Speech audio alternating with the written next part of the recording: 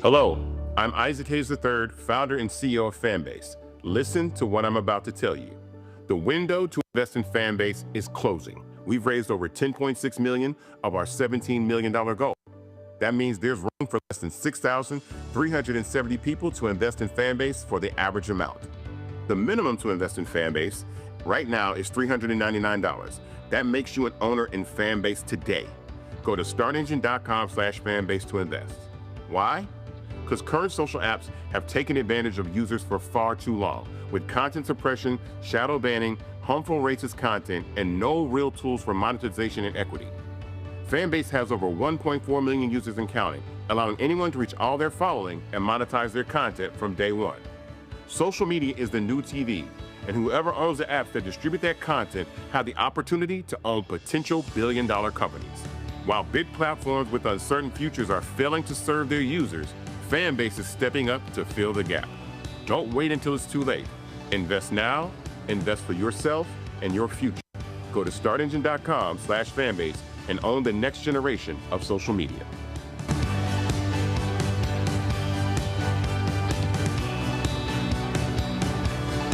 Folks, Black Star Network is here. Hold no punches! I'm real revolutionary right now. Black power. Support this man, Black media. He makes sure that our stories are told.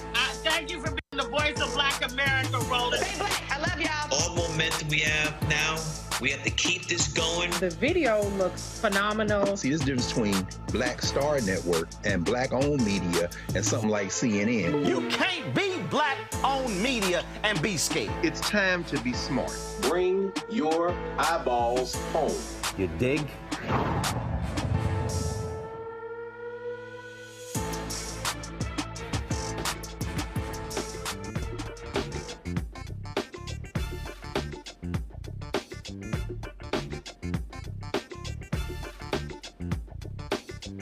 Today is Tuesday, April 1st, 2025, coming up on Roland Martin Unfiltered, streaming live on the Black Star Network. As we speak, New Jersey Senator Cory Booker is going on his 23rd consecutive hour, speaking live on the floor of the United States Senate. He is laying out how the corrupt, thuggish Donald Trump administration is treating Americans. We will go live to the Senate to show you as he is close to breaking the long-time record held by Senator Strom Thurmond, the racist who filibustered a civil rights bill in 1957.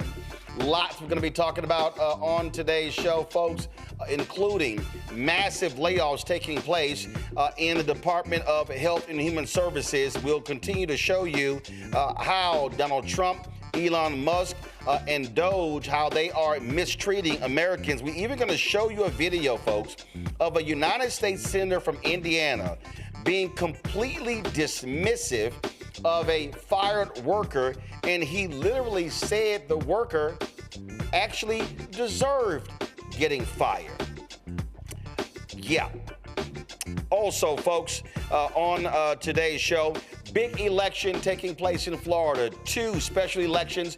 Republicans are scared to death, hoping they can hold on to those seats because they hold a 3-vote majority. Speaking of the House, Republicans lost a vote when it comes to the rules. They pretty much have done for the rest of the week because they can't get the act together in their own party, allowing women who are pregnant and who have babies to be able to vote in Congress. I know it's stupid, it's crazy. Then we're going to show you the racist ex-husband of Congresswoman Marjorie Taylor Greene. No shot. Here's how racist he is, how he attacked Muslim women for praying in a parking lot, just minding their own business. And this racist just comes along and opens his big mouth. Also, folks, big election a week from now in St. Louis. Well, will incumbent Mayor Tashara Jones, the first Black female mayor of St. Louis, get reelected? We'll talk to a grassroots leader who is trying to rally the Black vote. It is time to bring the funk. I'm Roland Martin Unfiltered on the Black Star Network. Let's go. He's got it. Whatever the biz, he's on it. Whatever it is, he's got the scoop, the fact, the find. And when it breaks, he's right on time and it's rolling. Best believe he's knowing. Putting it down from sports to news to politics. With entertainment just for kicks, he's rolling.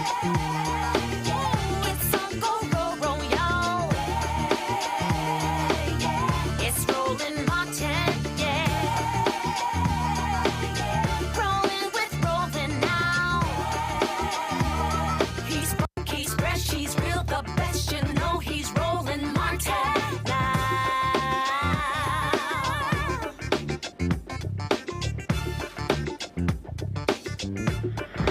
Martell. Folks, we're going to go live right now to the United States Senate where New Jersey Senator Cory Booker is speaking. He has been speaking since 7 p.m. on yesterday, taking very few breaks, laying out, in his opinion, why the Donald Trump administration is destroying America as we know it. Let's hear from Senator Cory Booker. Then Donald Trump became president, and we're a lot less interested in deficits as a party. We don't care at this point. And here's a guy I've mentioned numerous times, Thomas Massie, a Republican member of the House, said earlier this year about Republicans, we have no plan whatsoever to balance the budget other than growth. But what they're proposing is going to make deficits worse. This is what our president is trying to do with the complicity of a lot of people who call themselves deficit hawks, who call themselves fiscal conservatives. They're going to try to blow it through here, gaming the system, creating some kind of scam to obscure the real cost of this when we all know, them on the Republican side, us on the Democratic side, we all know the truth about these tax increases and what they're going to do, how much they're going to cost. But we're going to play a game, it looks like here, unless more Americans speak up, Republican and Democrat, people who know numbers, who know what we're doing to future generations in this country. This is wrong, and I say again, this is not right or left, it is right or wrong. This is a moral moment in America. What are we going to do? I'm so glad my friend, the senator from Hawaii, is here.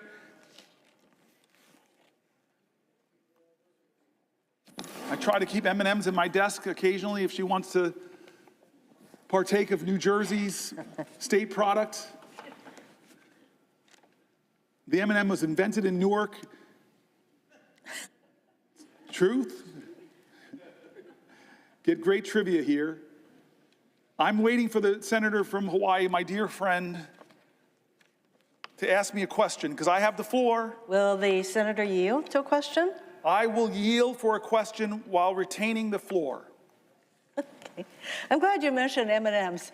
Both of us are lawyers, and I remember I got through the studying for the bar exam by eating mounds and mounds of M&Ms. So I thank you, the senator from New Jersey, for continuing to provide me with M&Ms.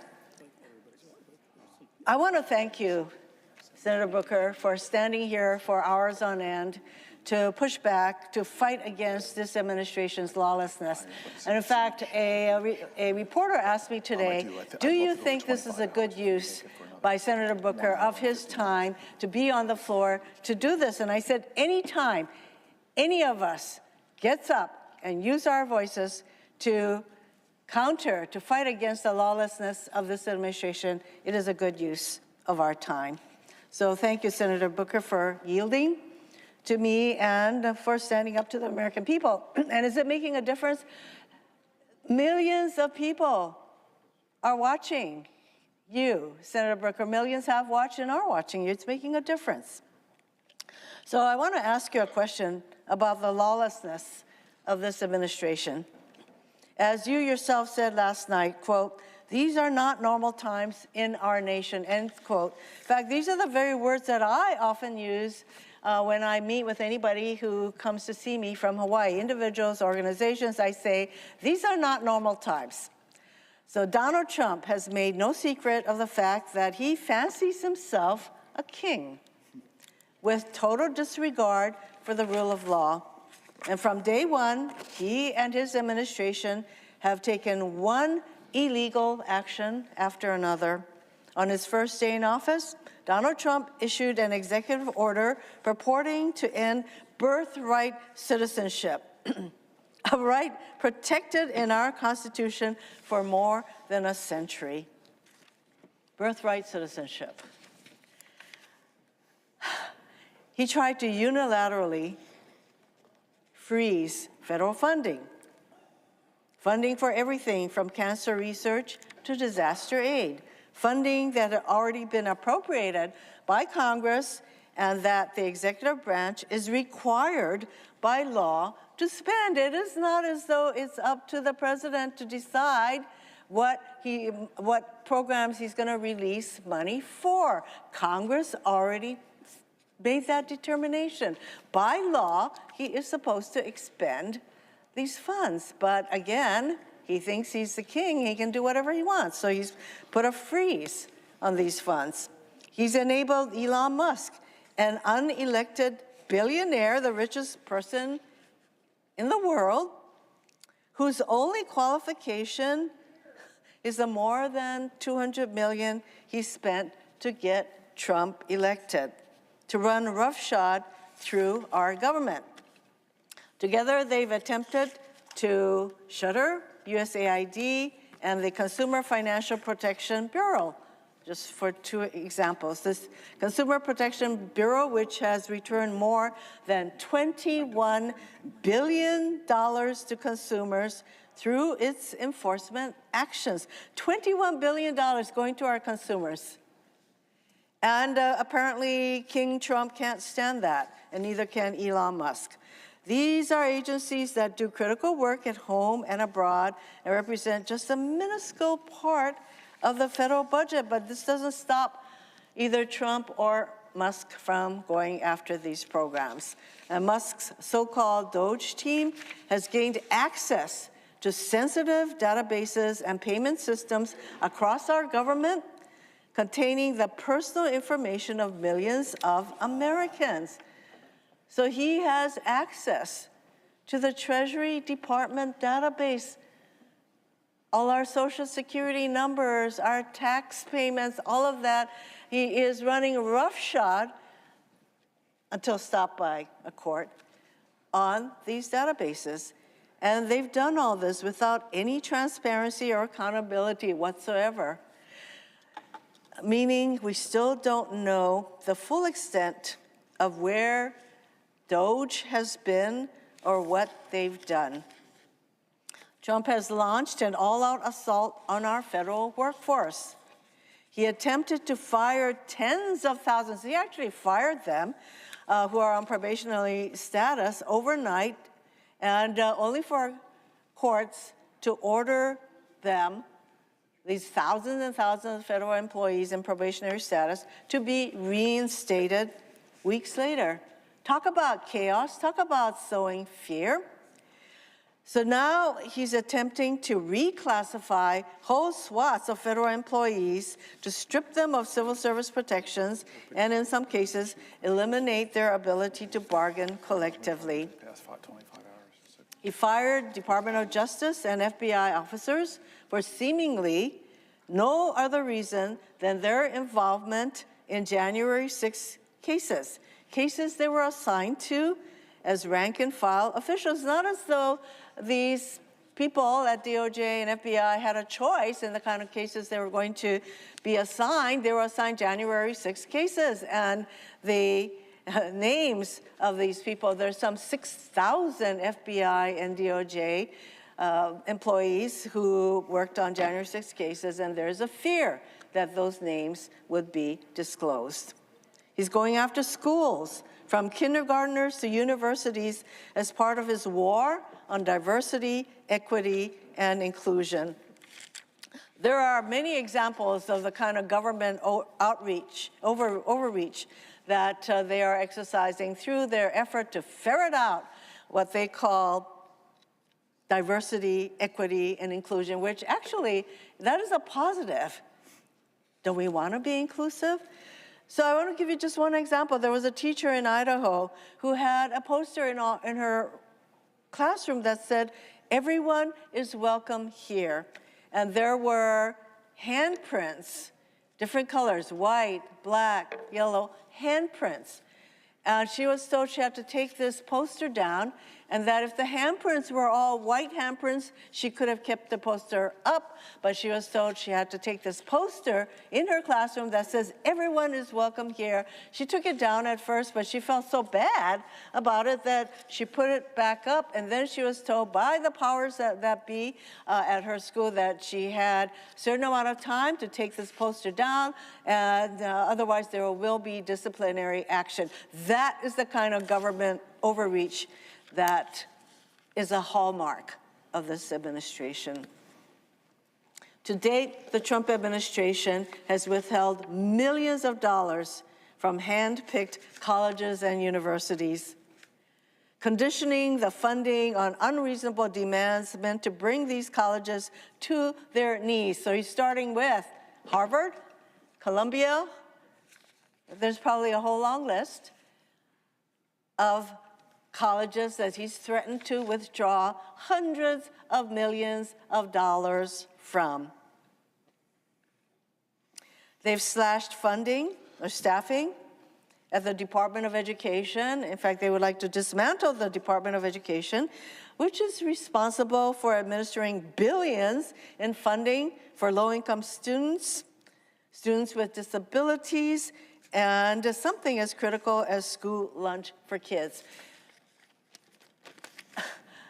Every single state in our country relies on the funding they receive from the U.S. Department of Education.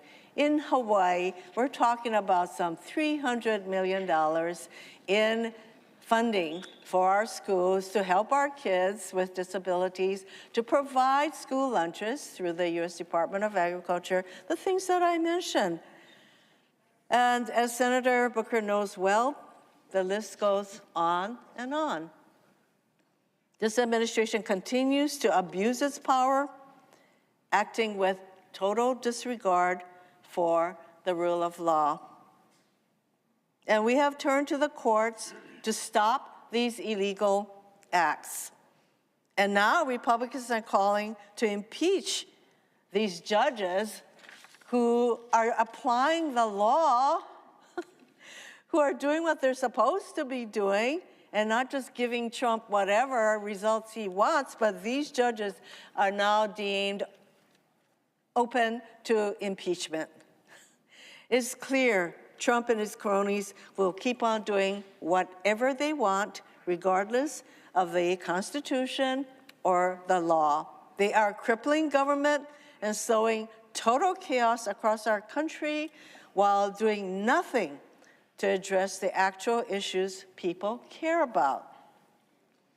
I know my colleague from New Jersey is just as concerned about lawlessness as I am. We both sit on the Judiciary Committee. We know how important adherence to the rule of law is. And in fact, I have said many times that it is the rule of law that separates the democracy from all other forms of government. And we now have a president who does not think that the rule of law applies to him.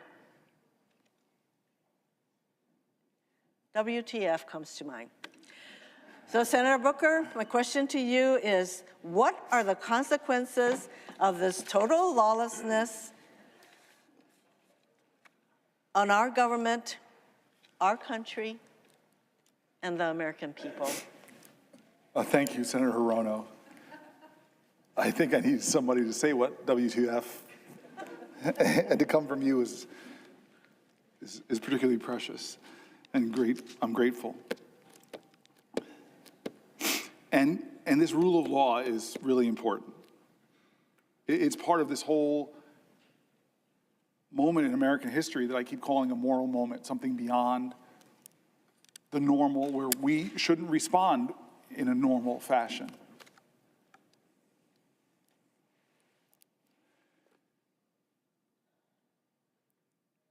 This is a moment where judges rule in his favor, and he praises them. They just don't rule for him. He drags them and threatens them, so much so that Chief Justice of the Supreme Court has to tell them to back up. When elected officials, speak up, many of them fear what the consequences would be for them or their reelection if they speak against him. Lawyers decline, possibly, to represent people because they're worried that this president has already showed that if you represent the wrong people or represent, God forbid, people against him, he's going to try to shut down your law firm in ways that are against the rules of law that this country believes in.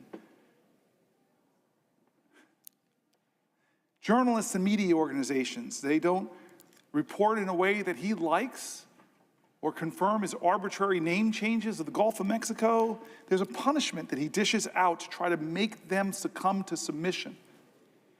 State and local governments literally could get extorted for their funding if they don't carry out his demands. Schools and universities who are starving for dollars, trying to invest them in research and science that will propel humanity to new heights, well, they could get targeted by this president if you don't do what he says. It feels like his ultimate goal is to create a country where you cannot trust the outcome of elections that he loses, because he's going to tell you if he lost that election, it's the big lie. It's wrong. I won. I don't care what judge after judge, court after court says. I won. And if you don't believe me, if you don't say that the election I won, well, there'll be consequences for that too. This is a president who, even as we've read, people on both sides of the aisle, isn't respecting the Constitution, the separation of powers, isn't respecting the rights that we hold precious, isn't honoring what you call the rule of law. I want to go a little bit into this for a second. Let's talk about the separation of powers. There's many, many different cases right now. But we know that James Madison, the founding father who devised the basic framework of our Constitution, devoted some of the Federalist Papers to the ways the Constitution addresses the danger of concentrating too much power in one person or one branch of government. Written in 1788, Madison's words still have resonance today. This is what he wrote in Federalist 487. The accumulation of all powers, legislative, executive, and judiciary in the same hands, whether of one, a few, or many, and whether hereditary, self-appointed, or elective, may justly be pronounced the very definition of tyranny. So what is this president trying to do? He's trying to jam any court decision that's not in his favor, and either the judge is corrupt and should be impeached, or he's just going to deny the ruling or not follow it. Madison explained that the Constitution set up the executive, legislative, and judiciary branches to be separate and distinct and equal and bound together by checks and balances. Quote, "It is agreed on all sides that the powers properly belonging to one of the branches ought not to be directly and completely administered by either of the other branches. It is equally evident that none of them ought to possess directly or indirectly an overruling influence over the others in the administration of their executive respective powers." That's Federalist 48. I'm nerdy enough to have a favorite Federalist paper. I'm going to read from my favorite one, Federalist 51. In order to lay a due foundation for the separate and distinct exercise of the different powers of government essential to the preservation of liberty, it is evident that each department should have a will of its own, so constituted that each should have as little agency as possible in the appointment of the members of the others. But the great security against a gradual concentration of the several powers in the same department consists in giving to those who administer each department the necessary constitutional means to resist the encroachments of the others. To resist the encroachments of the others. We're not doing that in the Senate or in the House. It may, Federalist 51 continues, it may be a reflection on human nature that such devices should be necessary to control the abuses of government. And here's the quote, folks. Here's the quote from our founders. "If men were angels, no government would be necessary.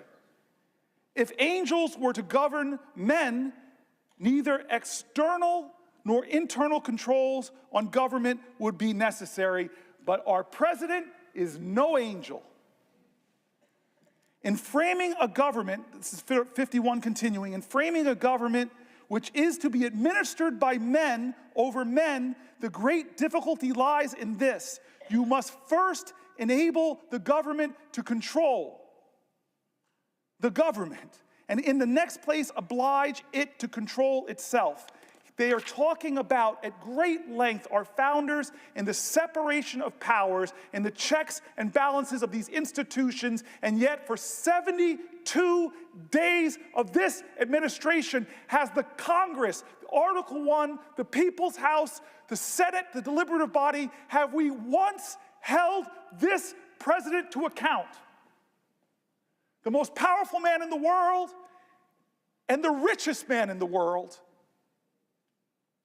have taken a battle axe to the Veterans Association, a battle axe to the Department of Education, a battle axe to the only agency solely focused on protecting consumers against big banks and other factors that might abuse them, bringing it down. Congress established the Department of Education. Congress established the Consumer Finance Bureau.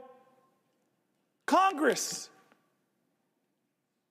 But the president doesn't care. He's going to push as hard as he can against the principles of our founders. And what will we do in this body? What will we do in the House of Representatives? Right now, the answer is nothing. Has Elon Musk, the unelected, un-Senate confirmed, billionaire, #1 campaign contributor of Donald Trump, who has admitted he's made mistakes. Heck, his website, he keeps taking down the mistakes, keeps getting called out from them, fires people from the FAA, then begs them to come back, fires the people that protect us from nuclear accidents. Oh, wait, come back. Has we ever in the Senate or the House called him in for one oversight hearing to account for what he's doing, to address the fears of a nation? No. Separation of powers. Hey, we have hearings here all the time, but not Elon Musk. You know why? You know why I think why? Tell me I'm a conspiracy theorist. Because what Elon Musk is doing to some of my colleagues on the other side of the aisle is threatening them. Threatening to run primaries with what to me would be a quarter, but to him is $100 million. I'm going to drop $100 million against you in a primary if you step out of line. Or if you dare to say Hegseth is not qualified to be the Secretary of Defense, we're going to drag you through X. We're going to awaken a mob to threaten you.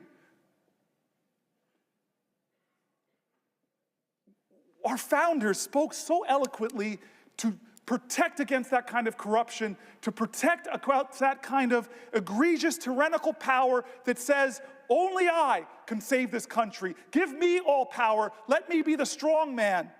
And we know who he respects on the global stage. I was stunned. I thought it was a joke during the election when he said his favorite leader is Viktor Orban, who's rolled back democratic principles, who's concentrated power. I see, who does he choose to call a dictator? The man who is trying desperately to lead his country in defense against the authoritarian dictator and preserve his democracy? Or does he call the dictator a dictator? No, simple test. Most high school students would simply pass it, but no, he calls a hero a dictator. Do we have any conversations about that in an informal capacity? To talk about the Ukrainian war, which I know people on both sides of the aisle. Mazie Hirono brings up the separation of powers. Why is history's lesson so relevant today? Why do we study history? Why did I learn that in high school, that you study history so you don't repeat the mistakes of the past? You study history to gain inspiration and insight and courage against tough times. You study history to be inspired by heroes who stood up against despots, sacrificed themselves. What is the lesson in history? How is it relevant to us today? Because the separation of powers between the branches of government has allowed our democracy to thrive for nearly 250 years. And now we have a person in power that's barely being checked. And if the courts check him, what he does to the courts? In the 9 weeks or 10 weeks since Donald Trump was inaugurated, there have been more than 140 federal lawsuits filed challenging his actions. I don't know if another president has, in my lifetime, ever has had 140 federal lawsuits in about 9 weeks.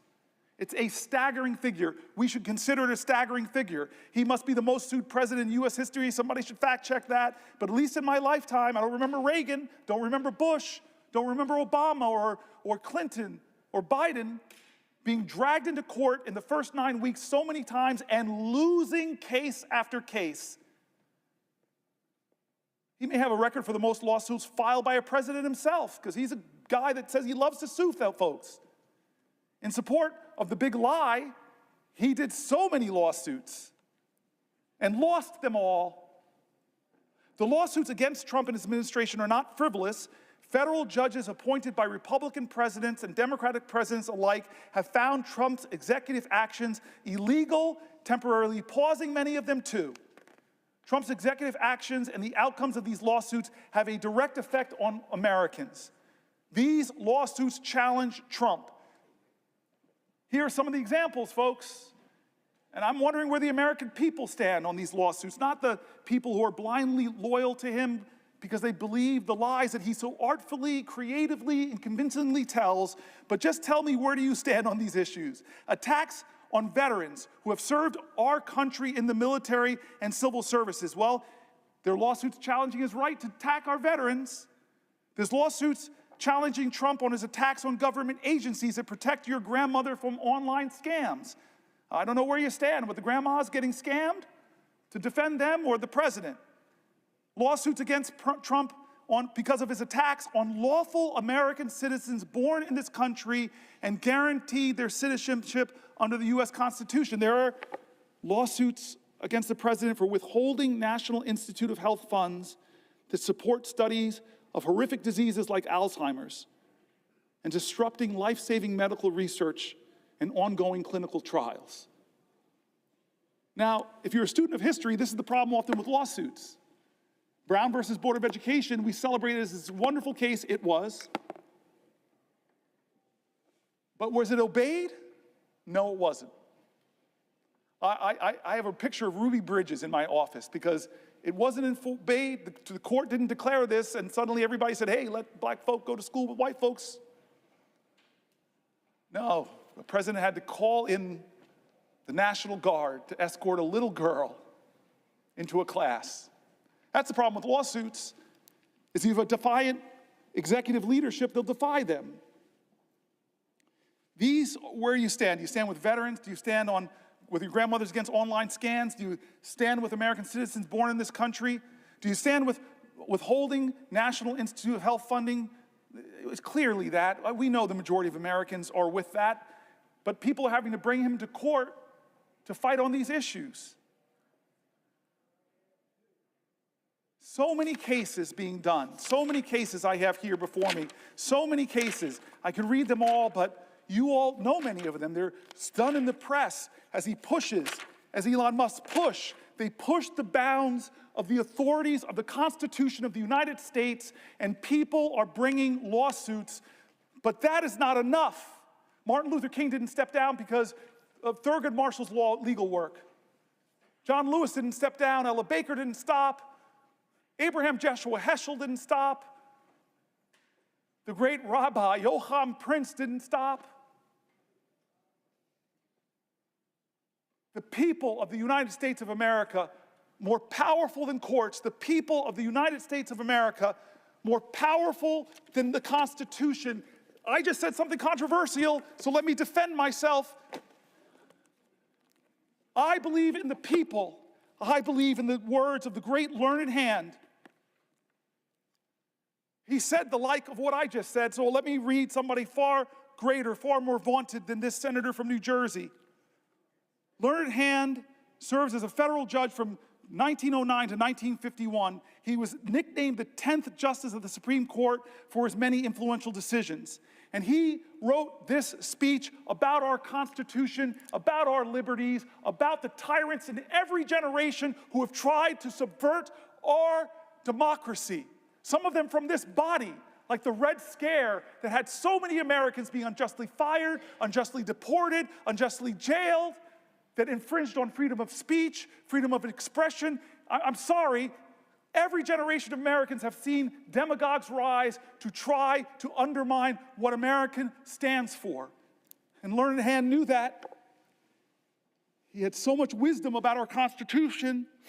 We are gathered here to affirm a faith in a common purpose, a common conviction, a common devotion. Some of us have chosen America as the land of our adoption. The rest have come from those who did the same. For this reason, we have some right to consider ourselves a picked group, a group of those who had the courage to break from the past and brave the dangers and the loneliness of a strange land. What was the object that so nerved us, or those who went before us, to this choice? We sought liberty, freedom from oppression, freedom from want, freedom to be ourselves. This is what we sought. This we now believe that we are by way of winning. What do we mean when we say that, first of all, we seek liberty? I often wonder whether we do not rest our hopes too much upon constitutions, upon laws, and upon our courts. These are false hopes. Believe me, these are false hopes. Liberty lies in the hearts of men and women. When it dies there, no constitution, no law, no court can save it. No constitution, no law, no court can even do much to help it. While it lies in our hearts, there it needs no constitution, no law, no court. And what is this liberty which must lie in the hearts of men and women? Please, please, please listen to what he writes next. What is this liberty which must lie in the hearts of us Americans? This is what he says next. It is not the ruthless, the unbridled will. It is not freedom to do as one likes. That is the denial of liberty and leads straight to its overthrow. A society in which men recognize no check upon their freedom soon becomes a society where freedom is a possession of only a savage few, as we have learned in this country to our sorrow. What then is the spirit of liberty? I cannot define it. I can only tell you my own faith. The spirit of liberty is the spirit which is not too sure that it is right. The spirit of liberty is the spirit which seeks to understand the minds of other men and women. The spirit of liberty is a spirit which weighs their interest alongside its own without bias. The spirit of liberty remembers that not even a sparrow falls to earth unheeded. The spirit of liberty. Folks, in 40 minutes, Senator Cory Booker will break the all-time record for one senator holding the floor of the Senate. That, of course, belongs to the racist segregationist Strom Thurmond of South Carolina, who stood up and filibustered for more than 24 hours in the 1957 Civil Rights Act. Booker has been talking, he's been laying out a history going to the past, to the present. Not only that, if you want to talk about impact, here are some numbers for you to comprehend when you look at what is going on here. First of all, as we speak, there are some 68,000 people who have been watching his TikTok page. Associated Press has 84,000 people watching their YouTube channel. There have been, when you talk about likes to to his TikTok page.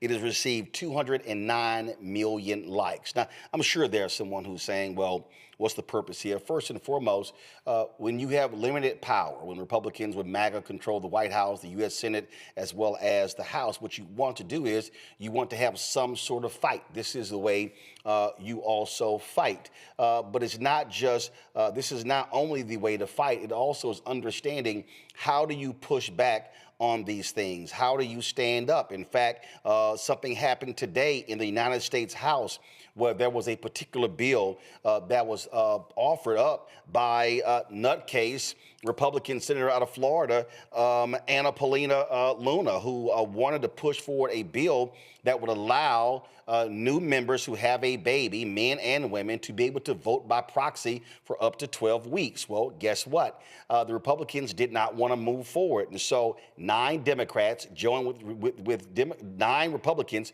joined with Democrats, and they pretty much frozen the U.S. House. You see right here, the story says the House voted on Tuesday to stop Republican leaders from blocking an impending vote on proxy voting for new parents, now leaving the House paralyzed after several Republicans joined Democrats to torpedo a procedural rule to advance the petition in a package of Republican bills.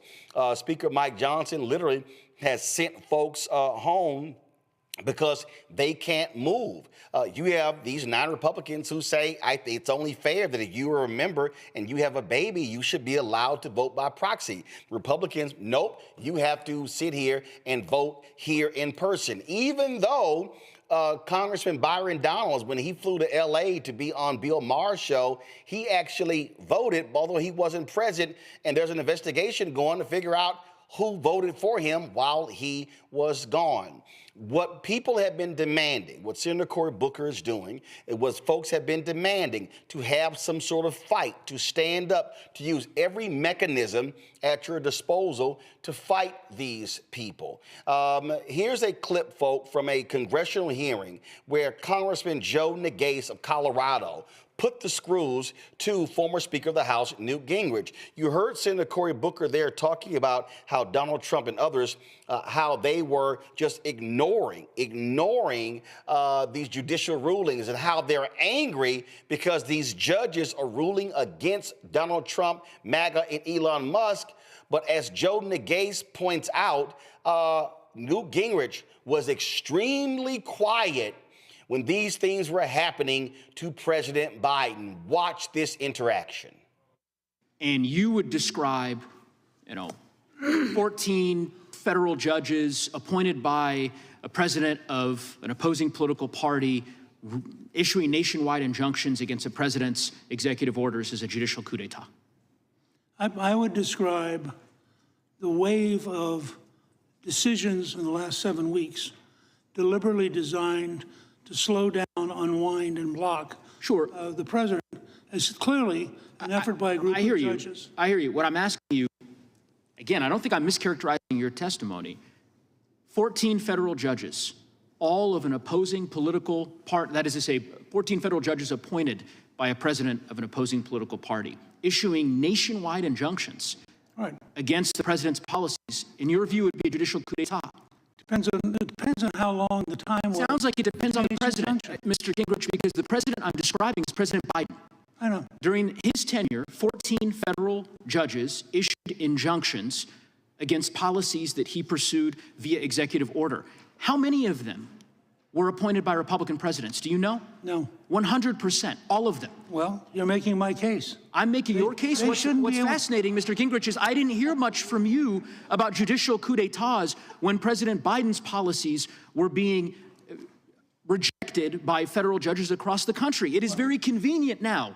No. Lo and behold, that you take great issue and you describe it as a judicial coup d'etat when I didn't hear these words 2 years ago. Had the Judiciary Committee invited me in during the Biden administration, I would have been glad to say. Well, I regret that Chairman Jordan. I don't approve of. I regret that Chairman Jordan didn't issue an invitation to you when, as Mr. Massey articulated, policy after policy, executive order after executive order issued by President Biden were being rejected by federal courts, subject to nationwide injunctions across the land. Apparently, you were just waiting to come testify in front of the committee to call that a judicial coup d'etat against President Biden. That's what it sounds like. That's why I believe any kind of nationwide injunction should immediately go to the Supreme Court to be validated as a nationwide activity. Well, I don't believe district judges I understand have the authority. that alternative. I understand that you've provided that particular alternative as something for this committee to consider. Your written testimony indicates far more significant and structural changes. You know, you referenced the Judiciary Act of 1802 and this notion that the Congress can abolish district courts and the rest, and you seem to be suggesting those as remedies that we ought to consider. In any event. That's how you expose these hypocrites and these liars. My panel, Joe Richardson, civil rights attorney, joining us from Los Angeles. Dr. Larry J. Walker, assistant professor, University of Central Florida, joining us from Orlando. Dr. Mustafa Santiago Ali, former senior advisor for environmental justice with the EPA out of D.C. While we are having this conversation, folks, guys, come on. I need to keep Booker up. While we're having this conversation, we're going to have two boxes. We're going to have Booker speaking while we're speaking as well.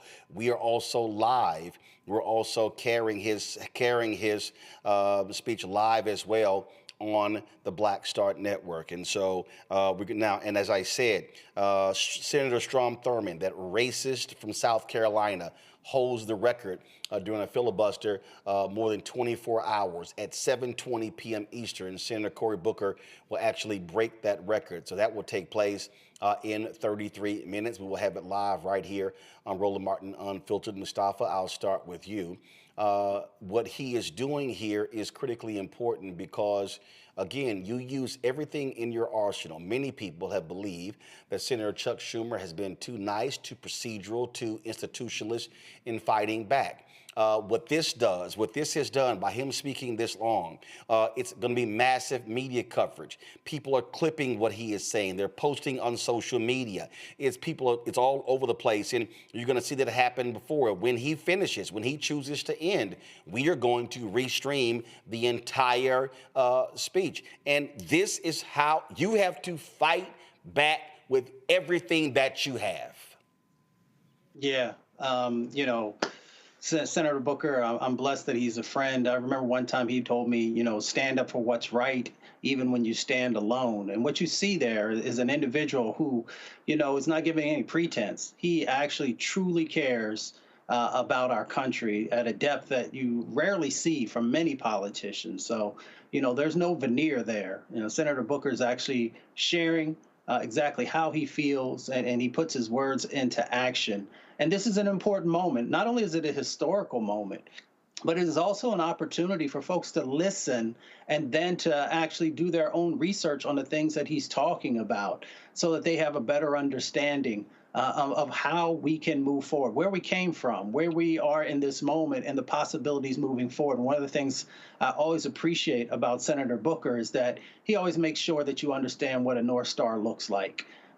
So as he is talking about many of the impacts that are happening to all kinds of communities across our nation, he also makes sure that he lets people understand that it doesn't have to be this way, that you have power to be able to make change happen. When he talks about we the people, he is talking about everyone and their set of responsibilities and their set of opportunities in this moment to right the direction that our country needs to be moving in. And that is one where equality is honored. That is one where no one gets left behind. That is one where everyone's voice is important. And it is one that says that when you have a tyrant or a dictator, that you have the power to push back. And that's why this moment is so incredibly important, because it helps people to understand that there are things that they can do. And hopefully that folks will feel after they listen to his words and other people's words, that they get engaged. Folks, when we talk about, today is April 1st, of course, and in 2 days, it will be the anniversary of the last sermon delivered by Reverend Dr. Martin Luther King Jr., which took place at Mason Temple in Memphis, Tennessee. And you know what, Larry, I would say that sure, you have other senators who are standing up asking questions while Cory is speaking. You got Senator Chris Murphy right now. To me, if you want to do this, let's see who this next senator is, who says when Cory decides to sit down, that person says, I'm going to hold the floor for 24 hours. And then the next senator says, I'm going to hold the floor for 24 hours. This is a moment where Democrats have to show some fight. Look, we saw what happened in Louisiana with the special election on Saturday. We got the elections tonight. Republicans are scared to death of losing that Supreme Court race in Wisconsin. They're scared to death of losing those 2 special elections in Florida. This is a moment where people are saying, where is the resistance movement? Here it is. You know, Roland, it's really interesting and sitting watching, Senator Booker for the last several hours, and obviously he's on, about to break the record, all-time record, held by Strom Thurmond, who I'll get to in a second. And, Roland, last time I was on your show, I made a point, and I want to highlight it again, that the Democrats have been focused on decorum and not discord. Let me repeat that again. They're focused on decorum and not discord. This is an example of discord. And you talked about, Minority Leader Schumer and the criticism he's encountered the last couple of weeks because there's individuals who believe he's not taking a strong enough stance. I think one of the reasons for that is that Schumer's been in the Senate for many years, and he sees the institution as the way it was 30, 40 years ago. That institution is no longer around, and he's having a hard time adjusting. I think the other thing as it relates to what you see from Senator Booker here, and I mentioned, we talked about Strom Thurmond here, who's a noted segregationist. Rolling up for folks who are watching, they may not understand this. I think this is the complexity of racism in America. The Strom Thurmond also had a black daughter who we didn't find about until after he passed away. And I highlight that because that speaks to the complexity of how racism works in this country, and that you could be a segregationist and still have someone in your immediate family who is black. The other thing is, Roland, I think you're really right. You're right when it comes to who's going to take the baton and to continue the discord, not only in the Senate, but in the House. Because if you think that business as usual will take place, then you're going to find that all of our constitutional rights are continue to be eroded. And we see between the judiciary, legislative, and executive branch that the legislative branch is not, adhering to its constitutional responsibility to hold steady when there is another branch, in this case, the executive branch, which is attempting to be more of a dictatorship and some authoritarian government. You should have judiciary holding up as much as possible, but once again, the legislative branch attempting to undermine it through threats, maybe pass bills to impeach judges, etc. So once again, we need to focus on discord and not decorum, or our country will continue being in a lot of trouble. On Saturday, Indivisible will be launching marches all across the country. Anthony, go to my iPad. This is their website, indivisible.org. And Joe, there have been people who I've been seeing on social media, black people, sit down, rest, relax on April 5th. Let them have it. No, I can't do that. I can't endorse that. April 5th is the day after Dr. King was assassinated. And when I interviewed Reverend Jim Lawson, Reverend Lawson went home for dinner. He's promised his wife he would always come home for dinner. And he would have been on the balcony at the Lorraine Motel on April 4th, 1968, but he was at home with dinner. The shot rang out at 6:01 p.m. Central Standard Time. Dr. King was essentially dead on the spot. And I asked Dr. Lawson what happened that night. And there's a photo of MLK's aides in his hotel room on April 4th. Now, this is, their leader has been killed. Their leader is dead. And they are literally in the hotel room after his assassination talking about what's next. And I asked Reverend Lawson, what, folks weren't in shock. What he said, we had work to do. They immediately were focused on planning. And that's exactly what happened. So I can't endorse this idea of resting, not when you have this evil, corrupt thug running the administration. Yeah, I mean, the work doesn't change. And hopefully what Senator Booker is doing, first of all, he has the credibility to do it. With all due respect to well-intentioned Democrats, Cory Booker is the guy, is a person who could lead on this because of the credibility he has, because he always appeals to our better angels, because he always has had a vision of what you're doing being bigger than you. So he does this, with credibility to begin with. But one of the things that has to happen, and he talked about how, liberty has to lie in the heart somewhere. So something's got to happen here for people to pick up. Now, it might take some external factors. It might take losing your job when you didn't think you were going to. It might take, an elder, smacking you upside the head, figuratively, if not literally, reminding you, do you know what we fought for? It might take a reminder. How many of us are conscious of the fact that April 4th is the anniversary of Dr. King being killed? Do we remember what he was there for? So Reverend Lawson and all the others carried out the march and the work that he was there to do in Memphis. So something has got to happen with us on the inside that drives us to say, we will continue to fight. By the way, we don't need to remind anyone, or we shouldn't need to remind anyone, that Trump is somebody that did not win with a mandate. Trump is somebody that most people did not vote for. Trump is somebody that most people don't like the things that he's doing right now. He's also somebody that's fine with a judge, a local federal judge, a federal state court judge, or federal judge, district court judge, issuing an injunction that has a national effect for a time when it comes out in his favor. So he's very pragmatic about whether or not he likes what judges are doing. And so, and to the point that was made, he could very well, Joe Biden could have been screaming the same thing.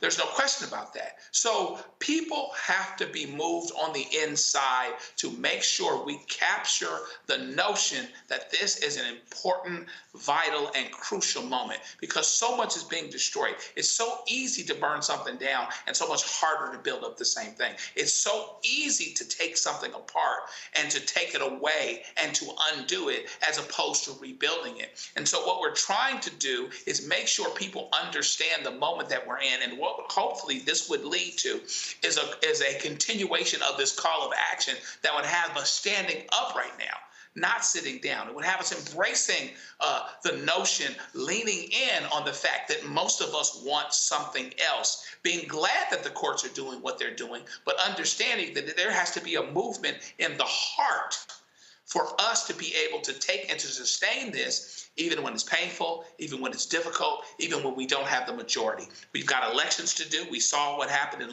Louisiana over the weekend. Folks dismissed what the governor was trying to do entirely. So there is momentum there to be had. I'm not saying that it's easy, but it's necessary. You don't take on something because it's easy. You take it on because it's hard, despite the fact that it's hard, because it's the right thing to do. And hopefully we're following this North Star that was talked about before, that Senator Booker is giving us all so that we can move forward the way that we need to. See, the reason I don't go for this rest stuff, and look, I understand people who are tired and frustrated. I get all of that. But again, how I'm looking at this here, this is the actual image. A Time Life photographer shot these images. This is the bedroom.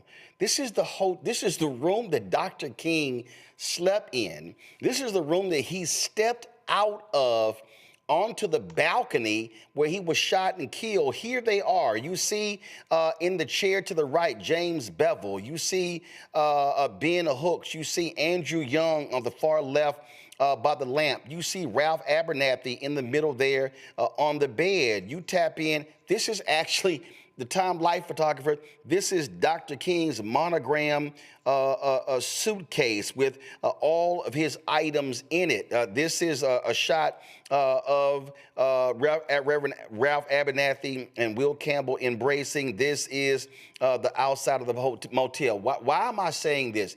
If these folks, hours after their leader was brutally assassinated and slain, and they are in a state of shock, but they are still focused on how do you move forward with the movement.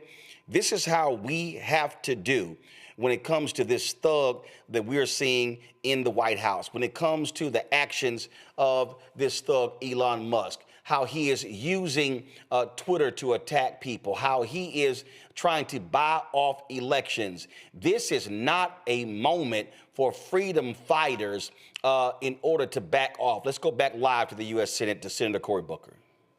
They get out of there shaken up, and they start writing letters back and forth.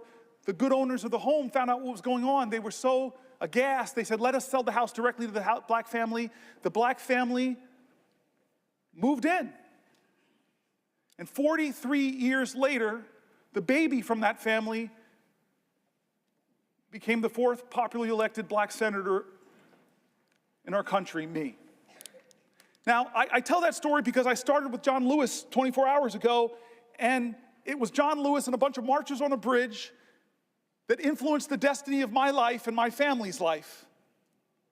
We're all interconnected. As King says, we're all caught in an inescapable network of mutuality, tied in that common garment of destiny. But I want to tell you the second time John Lewis shook up my life. I was mayor of the city of Newark, and I got called to be on a TV show. I got called by a guy named Skip Gates, who I love, admire, and he calls me and he jazzes me up. He fills my ego. He just flatters me. Hey, I got this show called Finding Your Roots, Cory Booker, and you're a rising star. You're this hot shot. We should feature you in this. And I'm like, oh, great. Oh, don't say that, Skip. But okay, yeah, of course. And then I said, okay, well, who are you going to pair me with? And I thought it was going to be another young hotshot, up-and-coming politician in America. No, he goes, I'm going to pair you with John Lewis. And my heart sank a little bit. Actually, maybe it was my ego that sank. My heart got excited because I know how these shows start. They start with biographies. And so imagine the show starting. John Lewis, hero of the civil rights movement, literally bled the southern soil red for freedom and justice. And then it goes to my biography. Cory Booker, riding his big wheel in suburban New Jersey. The show was unbelievable, mountain and boy. But I got to meet John Lewis. I got to tell him that story, that he changed my life, and I didn't even know it. On a bridge in Alabama, changed the course of events in New Jersey that led to me. Third take on John Lewis. My colleagues know I got here in a special election in 2013. What all my colleagues might not know is I came here with a broken heart. My mom and I came here with a broken heart because I was elected in October, sworn in October, but also in October, my dad died of Parkinson's. That's why I got choked up reading these letters from people with Parkinson's. And so we came down here, we were grieving. My dad was not with us. My mom lost her husband of nearly 50 years, and I'm gonna get sworn in. It's a big event, but my parents and my campaign decided, you know what we should do? Right before you get sworn in or brought over here to be escorted to the president, vice president, that you should go and sit with John Lewis. And so we went to John Lewis's office, and a lot of my colleagues from the CBC, a lot of my colleagues from the House, a lot of my colleagues like here who came over to the House know his office. You walk into his office, and it looks like a civil rights museum, except he's in all the pictures. And this is John Lewis, we who knew him. This was him, mountain of a man. He had already prepared eggs and grits, a good Southern breakfast, and wouldn't let my mom and I get up, and he serves us all, and he humbly is saying, this is why I marched, this is why I sacrificed for history-making days like this. He told us how special this was for him. He told me that he would be right here where my friends are sitting, watching me get sworn in, and how proud he was going to be. In a sense, he stood in for my dad on this floor. And then boom, I'm a senator. I find colleagues and friends here, and I find a lot of colleagues and friends in the CBC. At that point, I was the only African American in our caucus, and found so many friends, so many heroes that have gone up from the Senate now, who looked at me, adopted me, helped me. Dick Durbin, you were amazing in those early months. And this is the next time I meet John Lewis for a moment that changed my life. Chris Murphy, Brian Schatz, remember this moment. It was during the 2017 healthcare debate. when I didn't know how we were going to stop that bill from passing and taking away 20 million health care from 20 million Americans. But John Lewis, hey, Cory, let's do something different. What you got in mind? And I said, well, John Lewis, I got this phone. It's very powerful. Let's do a Facebook Live. And so I open it up, Facebook Live. We meet in the Capitol, and then he says, hey, where can we go to sit down for a place? And I love my favorite place to sit. I watch Schoolhouse Rock so much. It's right on the steps of the Capitol. Let's just sit there and talk. Chris Murphy, Brian Schatz, first people out to sit with us. And the time lapse is amazing. First 2, 3 people, then 10 people, then 50 people, then hundreds of people. I have it all. Coming because of the moral magnetism of this man, John Lewis. And he talked to people that night who were looking for, what can I do? I'm just one person. And this guy who in his 20s, who was just one person and caused a heck of a lot of good trouble, he told them, don't lose faith, don't lose hope. Get angry, but let it fuel you. Be afraid, but know that's a necessary precondition to courage. He was amazing that night, and I know my colleagues remember that. And then there was the next time. Oh, Brother Warnock, you're going to love this one. The next time I was with John Lewis, Jimmy Carter had gotten a little sick. But then he got better and went back to teaching Sunday school. And I thought, this man is in his 90s. I need to go to Sunday school. And so who do I know? Because there's a waiting line. It's like people sleep out all night. I might have been a little selfish. How do I know I can get in? Call John Lewis. I say, hey, I got this great idea. Why don't we go to Jimmy Carter to watch him teach Sunday school? So I have the singular greatest road trip. I fly into Atlanta, we get into a car, and we drive all those hours to Plains, Georgia. Indeed, people were waiting outside, but it's John Lewis. Come on in. We sit in the front row. I must be in the front row. And we sit down. And then this marvelous, incredible moment comes. Somebody comes and says, Congressman Lewis, Senator Booker, the President, First Lady would love to see you beforehand. It's my first time meeting President Jimmy Carter. But I walk in, I'm sort of on the sidelines. These two men are hugging each other. He and the First Lady. And then two of them whisper for a second, and Jimmy Carter walks over to me and says, I hear you're thinking about running for President of the United States. And he does something incredible. He says, I think you should run, but only if you run, and he pokes my heart, only if you run from here.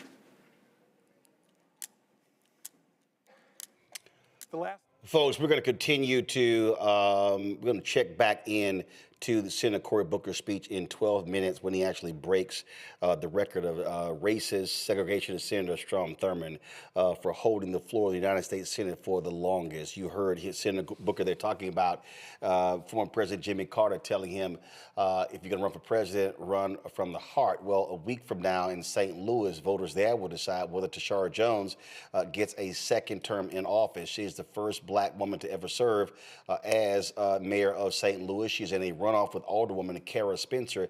Kaya Reed joins us right now. She is executive director of Action St. Louis Power Project. Glad to have you here. Kaya, talk about exactly what is going on there on the ground and to get people to turn out. We know how runoffs are. Typically, it's not a lot of people who come back to show up. What are y'all doing to make sure that black folks, at least, are showing up and showing out at the polls a week from now?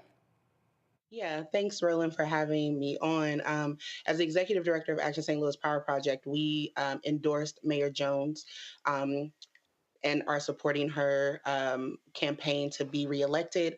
Our team has knocked tens of thousands of doors already, specifically in North City, because we really see the strategy as twofold. One, we really need to increase the number of folks who are going to vote in April. There's normally an increase in turnout, about 6 to 8%. We really need that turnout to be in the double digits. We have some other things on the ballot like comptroller, because our city is sort of a weak mayor system. So our executive branch consists of 3 seats, and the sort of corporate donor class is going after 2 seats. So they're going after the longest serving black woman in the city of St. Louis, Darlene Green, who is our comptroller, and Mayor Tashara Jones. So they're targeting 2 black women with horrible ads and messaging, really trying to signal to a specific base of voters that they need to come out to get these Black women out of office. And we're doing the opposite. We're doubling down on the record that Darlene Green has been the shepherd of our finances as a city for decades and has done a wonderful job. And Mayor Jones in her first year has done historic things inside of the city of St. Louis and deserves another 4 years to really cement some of those initiatives that she started in her first term. You have the official Democrats, if you will, who are supporting Spencer, turning their back on Tashara Jones. Spencer, if I'm correct, gathered in the initial race, got more votes than everybody else who was running. So, and typically what happens in runoff, that person typically wins, but that's not always the case. No, it's not always the case. And, St. Louis is in the business of making history. We are the city that elected Cory Bush to Congress 4 years ago in a historic turnout. And so we are in the business of telling the truth. We're knocking doors. We're making calls. We're holding events. I'm actually upstairs from an event happening right downstairs where folks are doing voter mobilization work to talk to voters about the truth of the candidates. And one candidate has specifically decided to use her first term to invest millions of dollars in divested communities, prioritizing working people over corporations for the first time in our city's history. The other candidate is being bankrolled by corporations who want to seize our assets and drive profit for themselves. She is really being supported by sort of like the Southern Strategy Coalition, folks who may be critical of the mayor, but also folks who typically vote Republican are coming over to the Democratic side, and folks who are typically conservative really starting to say that they want to take the city back. Alderwoman Spencer's campaign is "We Can Do Better," but she is more of the same. And so we really feel like Mayor Jones has a pathway to victory. We're working alongside many organizations and many voters to tell the truth of Kara's record, of her ineffectiveness as an alderperson over the last decade, and how Mayor Jones has done a wonderful job in 4 years. And there's still more work to do. And we think that she's the person that needs to be the captain of this plane to take us to the next place. When you talk about looking at numbers, I'm all about vote counting. At the end of the day, if you want to win anything, you got to count votes. What are the areas of St. Louis that y'all are focusing on to turn them out? What are the critical places that y'all have to get folk there to vote? Yeah, so this is, Kayla, this is my math. I do this job. And so we sort of have two target audiences. One is sort of like a multiracial, progressive South Side that lives south of Del Mar. And a lot of people have heard about the Del Mar divide in St. Louis. It really is the way that you can tell the story of racial inequality in a place like St. Louis. But we have sort of a progressive, multiracial coalition on the South Side that we're really trying to mobilize those folks to come out. We have more races on the ballot like aldermen, school board. So we're going to see more people who didn't participate in March participate in April. And we want to make sure that they're participating in voting for Mayor Jones. And then also the North Side, which is historically where Black folks have been concentrated. It's where I grew up. It's where our parents lived. And so they're an older voter, a moderate voter, but we know that they have the ability to turn out strong. And so really our efforts are in those two places to boost turnout and to do a lot of conversations about telling the truth, because people are being inundated with poor messaging. Kara's on TV. She's sending mailers that are just flat out lies. Today, I actually posted something where she voted on a program that Mayor Jones proposed called Right to Counsel that we supported, which provides legal support for folks facing eviction, which we knew was a crisis after the pandemic. Alderwoman Spencer voted on that in support of it and sent a mailer out today that landed in folks' mailbox saying that Mayor Jones was wasting tax dollars by funding this program. And so we are calling out the hypocrisy, we're calling out the lies, we're setting the record straight and doing everything we can to get people to the polls with the right message so that they make the right decision on April 8th. Quick questions from our panel. First off, let's go to you, Joe. Thank you so much for the work that you're doing. It's so incredibly important. I'm wondering if we all know that all politics is local, but is there an opportunity that you see? I know you're not on the campaign, you're driving people to come out and vote. Is there an opportunity at all to tap into what is already some frustration with what's going on with the Trump administration, particularly as pertains to things that have the potential to affect dollars in the St. Louis area? And if not, is there a general notion that the mayor, the current mayor, who hopes to be reelected, is trying to tap into in terms of saying government can work for you, it has, and here's what I'm doing and want to continue to do? Absolutely. So again, as an organizer, we tell no lies to the people, and so Mayor Jones has been on the front line of responding to Republican extremism. We just watched as this new governor, because we're not only dealing with Trump and the White House and Congress and that sort of MAGA wave. In Missouri, our state legislature, there is a Republican trifecta, there is a MAGA trifecta, and they are doing everything they can to repeal progressive wins and seize control of the city as the economic engine of the state. And so we are telling that story in the same way that we sort of see Elon Musk bankrolling campaigns in Wisconsin for the Supreme Court and having had a very heavy hand on the presidential election last year. We're seeing the same sort of mimicking of the corporate class here in St. Louis, where CEOs are donating hundreds of thousands of dollars to Kara's campaign, to the PACs that support her. They're sending out these anti-Black messages, calling Black women who have more executive experience than Alderwoman Spencer incompetent and failures as leaders. And we're also, really tying in that in this moment where Black people live in Democratic strongholds, we don't just need someone who's focusing on sort of the mechanics of the city. We also need someone who can run a city and respond to the political attacks that are going to come to places like this. We know ICE is snatching people off of the streets. We know that they're coming after reproductive rights. St. Louis has the only abortion clinic in the state. We know that they just seized control of our police department. What does that look like for accountability? We can't have someone who's just going to acquiesce, who's just going to fold, and allow people who donate to both Republicans and her, like Kara Spencer, lead our city. Real quick here, Mustafa. Yeah, well, again, thank you for what you're doing. We got to have candidates that are sharing something for people to vote for. Could you talk a little bit about what are those major items, those major issues that folks are hoping whoever gets elected will be able to focus on? Yeah, so, to Shar, Mayor Jones's sort of platform is robust in that it really thinks about policy as a driver to help economic engines thrive.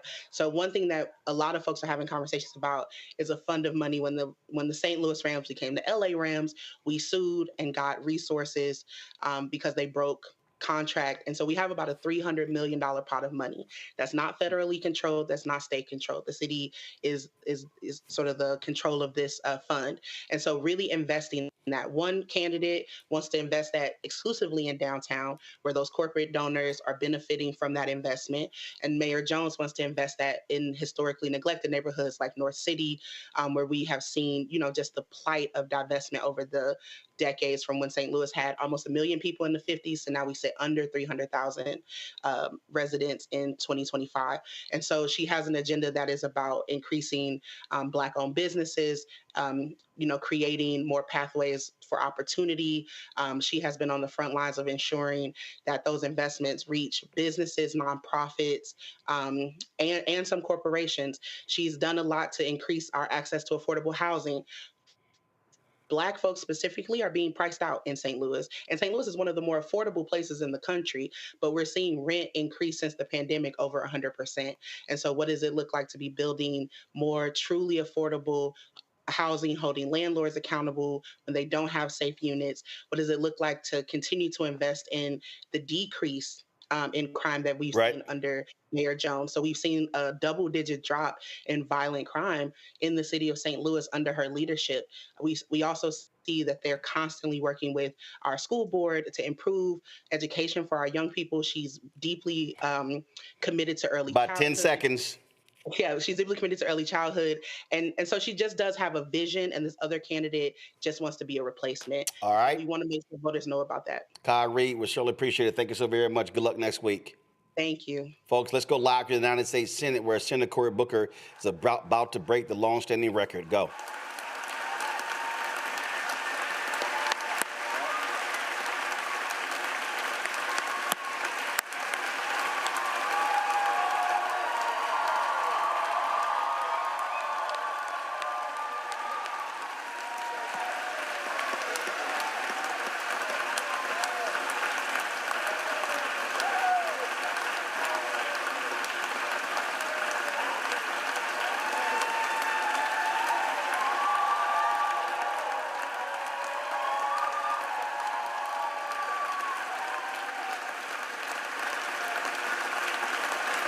gentlemen. Ladies and gentlemen. Ladies and gentlemen. Ladies and gentlemen.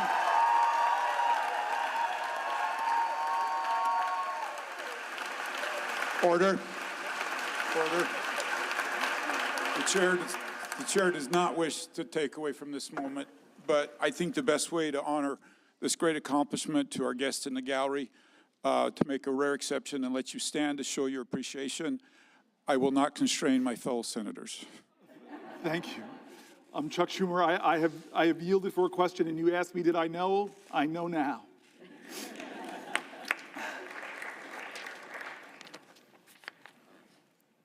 I want to not quite wrap this up yet. I don't want to wrap this up yet. My mom's senator, my mom's been watching. I know Catherine Cortez Masto has a podium in front of her. She can give me a rest. I'd like to go a little further if we can, just a little further. I love, and again, I know people are trying to train each other, and all of our media operations, they give the worst images of the people of the other party. But I want to tell you, one of the funny tweets my staff gave me is something Ted Cruz said. Is he's around 19, 20 hours, he said, maybe I should pull a fire alarm. He's going to break my record. I'm going to pause in a moment if she has a question for me to Catherine Cortez Masto, because she's my mother. But I do want to just say again, 2 points to make if I can. One is how grateful I am to my staff. When we decided to do this many days ago,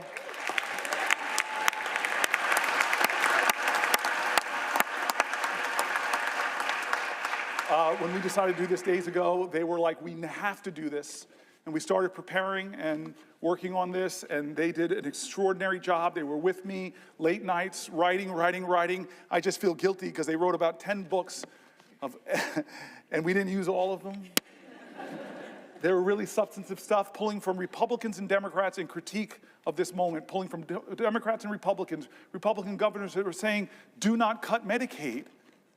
States that know, as my colleagues do, that have a trigger, that if the Medicaid funding goes below 90%, they stop the Medicaid expansion. My staff really worked hard to not make this just Democratic voices, to make it people in our country, that Republicans and Democrats, you heard mentioned in the speech, the Cato Institute, the Manhattan Institute, all people who are honest arbiters and are saying that what Trump is doing is wrong, that a budget like this that blows massive holes in our deficit, it will be something our children are trying to pay for. And what are they ultimately paying for that's caused this big deficit? It's trillions of dollars of tax cuts that people like Doge, multi-billionaire Musk will benefit from, but children won't. They did such a good job bringing together authorities on both sides of the aisle. I just want to thank them. I want to thank my cousin Pam and my family. Cousin Pam, like Chris Murphy, was here for the whole time. I want to thank Chris Murphy again.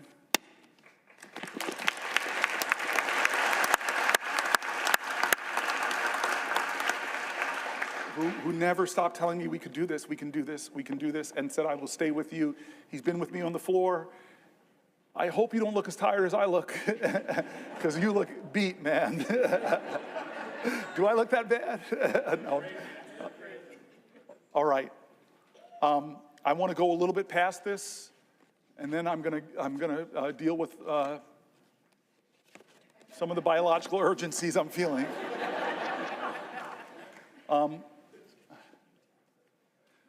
But I'm going to wait here because I have the power, I have the floor. Somebody has to ask me, perhaps from my mom's state, the way that's supposed to work. So will the good senator from New Jersey yield for a question? My mom would be so upset with me, my Aunt Marilyn, my Uncle Butch, my Aunt Shirley, all the people that are your constituents, not mine. They would be upset with me if I didn't yield to you for a question while retaining the floor. Well, first of all, Senator Booker, I have to say, we in Nevada are so proud of you. We are proud to be Nevada Strong. You are one of us.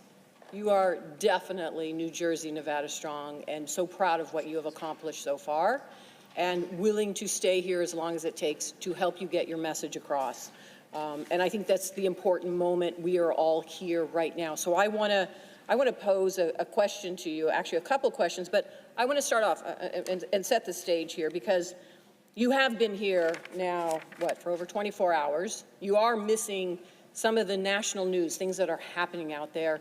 But one of the things I want to point to that is happening that you may not be aware of, and you've touched on it a little earlier today, is this notion that we have now a president who is actually focused on billionaires and tax cuts for billionaires at the expense of the American public.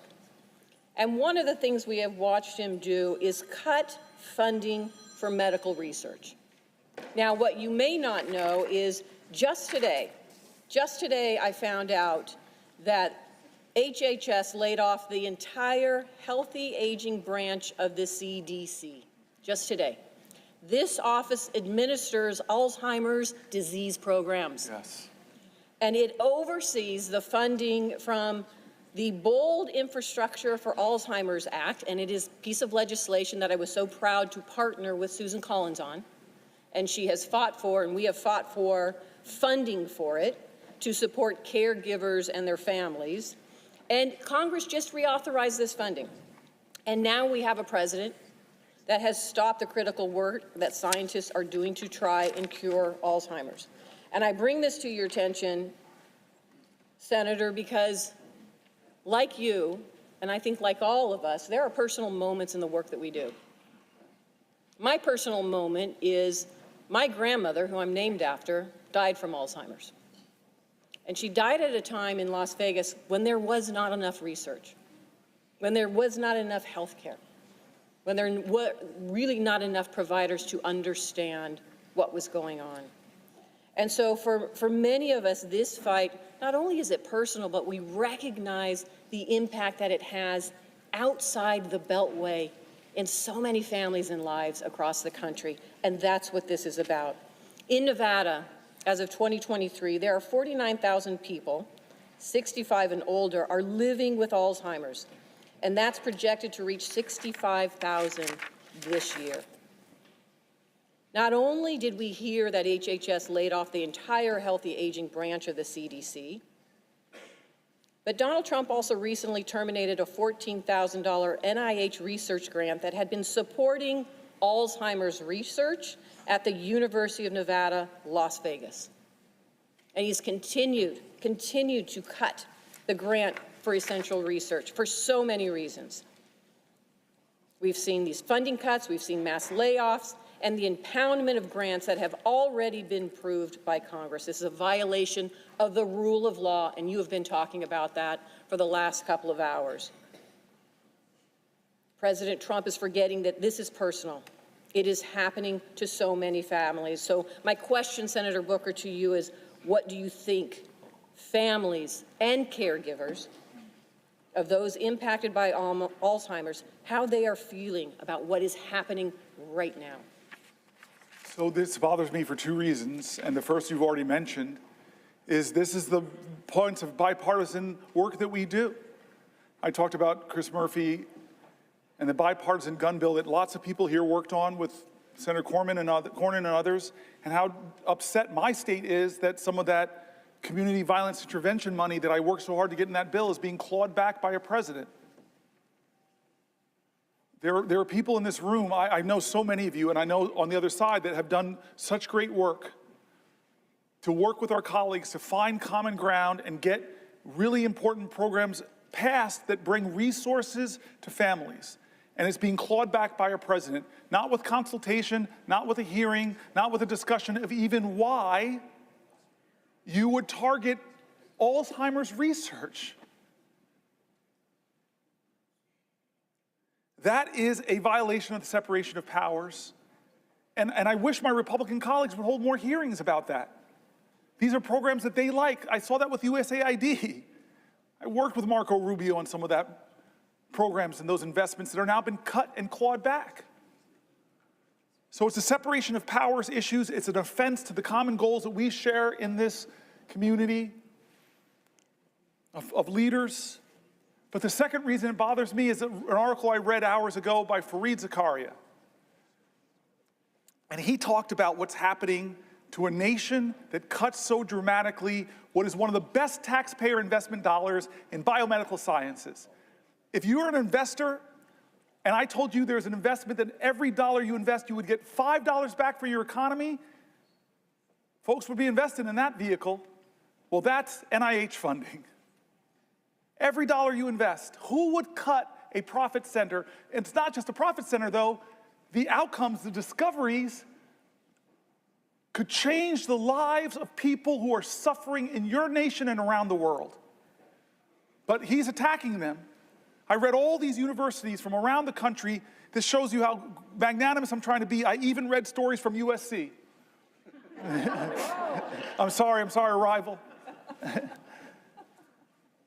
That all of these universities are cutting their postdocs, cutting their PhDs, cutting the lending, because they don't know, as Donald Trump threatens, the direct costs they're stopping. And Fareed Zakaria said so painfully to all Americans with Americans' pride, as we are doing that, China, who, when they had that Cultural Revolution, they first went after their universities. Now, modern China, their government is doing the opposite. They're trying to out-America us. They're massively increasing their investments in scientific research because they know if they get ahead of us on quantum computing, all of our subs can be located. And God knows what could happen. They could, any kind of cryptology they could break. They know if they get ahead of us on scientific research, the power and advantage it will give them, so they're doubling down. But what are we doing in America? We're tolerating a president that is cutting the funding that will predict who defines the future and what values will define those futures. Will they be democratic values, or will it be the values of the country that's competing with us to beat us, and right now we're giving them a head start? And then the final reason that question bothers me is because my father died of Parkinson's, and he had Parkinson's-related dementia. And I know what that's like. I know the pain families are enduring. I remember the time that my dad and my mom, we were in the movie theater, and my mother just shook my world. She was in Georgia. And so many people here in this room have had the same experience. We're in a movie theater, and my mom leans over to me and said, "You need to take your dad to the bathroom." I never imagined the years of my dad as a 2-year-old and 3-year-old taking me to the bathroom, that one day I'd have to take him. And so in this Atlanta movie theater, in the middle of a movie, which I was like, okay, it's time for me to do this ritual that so many families know. I pick my dad up, who's shuffling with his Parkinson's. I'm not seeing any light in his eyes that he's there. I'm just letting him hold me, and he's shuffling into the bathroom. And then we get to a public bathroom. His hands are shaking. He's standing in front of the urinal. And then I realize I got to unbuckle this man's pants. So many families know this, and my ego, I'm sorry, I was leaning over and I'm saying, wait a minute, I'm in a public bathroom, leaning over, I'm buckling another man's pants. Please, please, God, don't let somebody come in. And as if God heard my call, someone walked in. And I hear the person walk, and I'm like, just please keep walking. Go into a stall, please keep walking. And then suddenly I hear the feet walk past me and stop. And then the man turns around and says, "Oh my God, Cory Booker." And then I look up at my dad, and I see the clarity in his eyes. He is 100% there, and he's grinning and loving my mortified embarrassment. Alzheimer's is devastating so many American families who are watching the loved one of their lives diminish. And we're cutting funding. Donald Trump is cutting funding, democratically, bipartisanly approved. So forget the separation of powers. It's important. It's so important. If that doesn't get you, then maybe think about the competition with China. If that doesn't get you, if those two don't get you, America, think about the millions of Americans struggling with Alzheimer's, the struggles it does to those families. This is a moral moment, America. This is going to define the character of our country for years and years to come. Has the Senate called a hearing on your bipartisan funding, Senator? No. Have we done our oversight responsibility? Have we checked, as I read from the Federalist Papers, as our founders wanted us to do, is to check the executive, be the check at the executive that balances our governmental powers? No, we're not checking that executive. With Signalgate, I have heard from Republicans that serve in Congress, of the 535 with us, I know other colleagues here have heard, they're mortified. You talked about that. Mortified about that. And again, this is not partisan. The Biden administration made foreign policy mistakes. Obama made foreign policy mistakes. Reagan, when I was growing up, I was hearing about the Iran-Contra scandal. So I'm not going to be one of those people that the pristine, perfect Democrats. We've made mistakes, we've made failings, we've let the public down. We have some reckoning in our own party that we're working on right now. But that doesn't say that you should just be one of these people that says, well, Biden did it. No, you should be a leader of character that says there's something wrong here, and in fact, it could point to real problems in the national security of our country and the laws that we established. One of those laws is very simple. You're supposed to preserve records. How can a signal chain that disappears not be a violation of the law of this land? Is there a hearing on that? Head of the Intel Commission, not a hearing at all. Where are the checks and balances spelled out in the Constitution? We are derelicting our duties here in the Senate. We really are. And the consequences of that is the very national security of our country. How many times do you think this was the first time they created a signal chat? Or is this a pattern of practice? You're a really rational man. I keep looking at you, Mark. You're my leader on these issues. Or Jack Reed. No, this indicates a real problem, and the Senate, the United States Senate, should get to the bottom of it.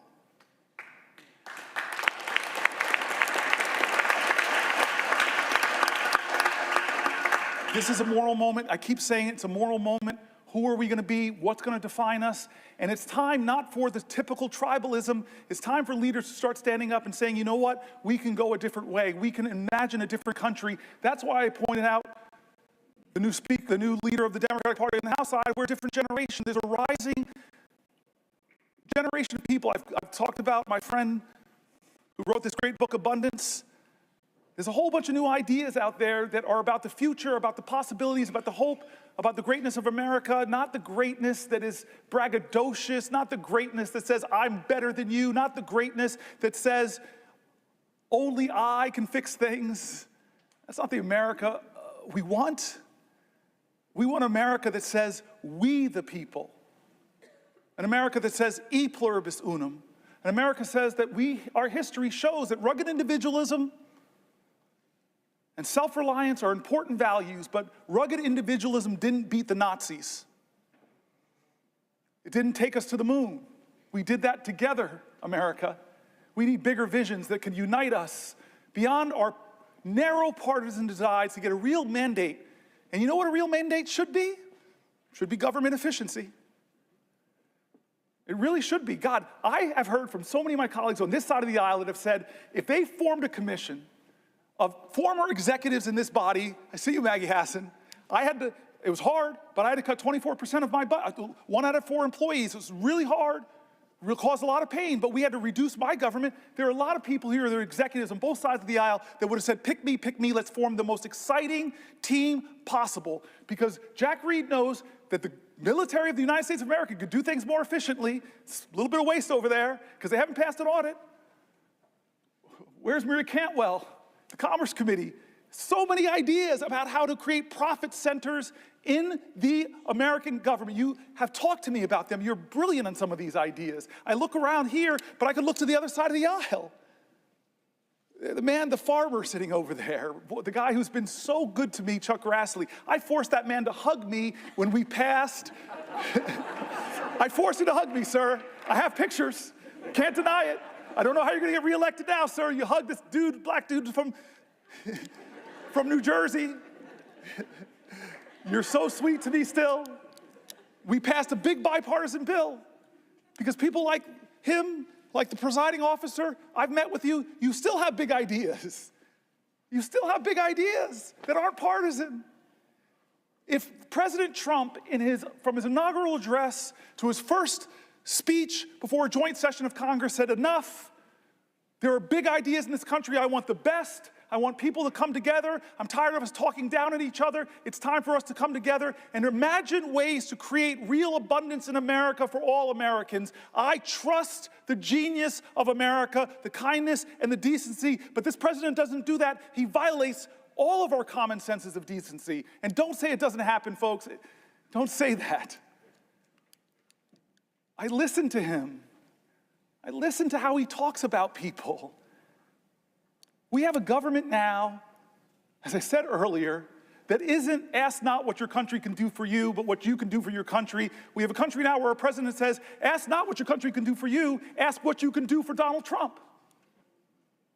And you're seeing who gets the special treatment. Some law firms are really threatened right now with being bankrupted by Donald Trump targeting them.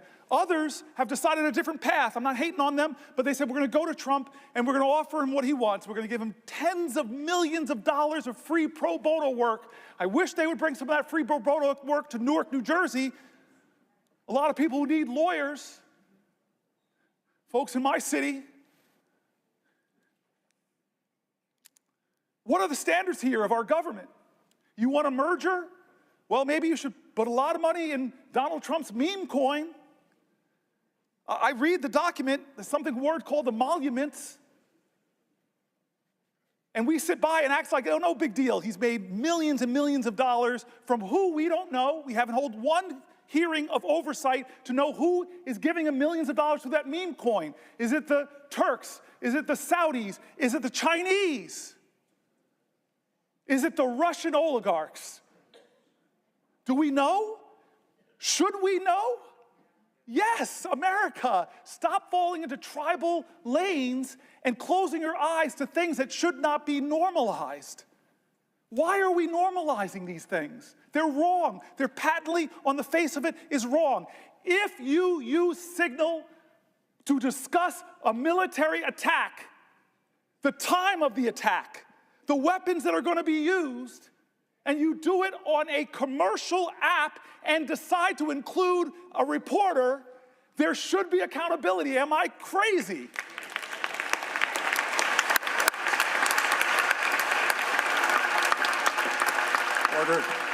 Order. Ladies and gentlemen, let me just remind you, expressions of approval and disapproval are not permitted by the gallery. Thank you. He was forced to say that. Look at you, defiant man.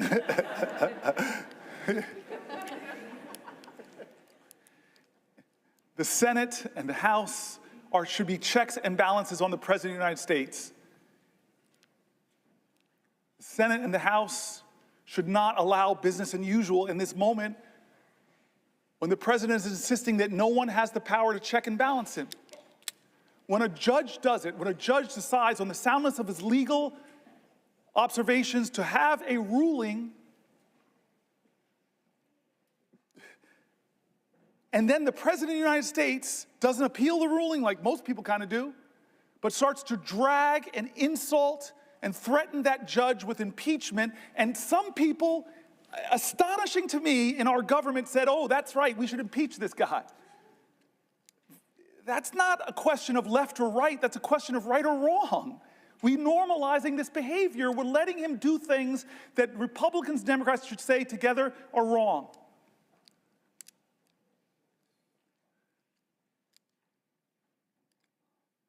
So I want to say, I'm going to stop soon.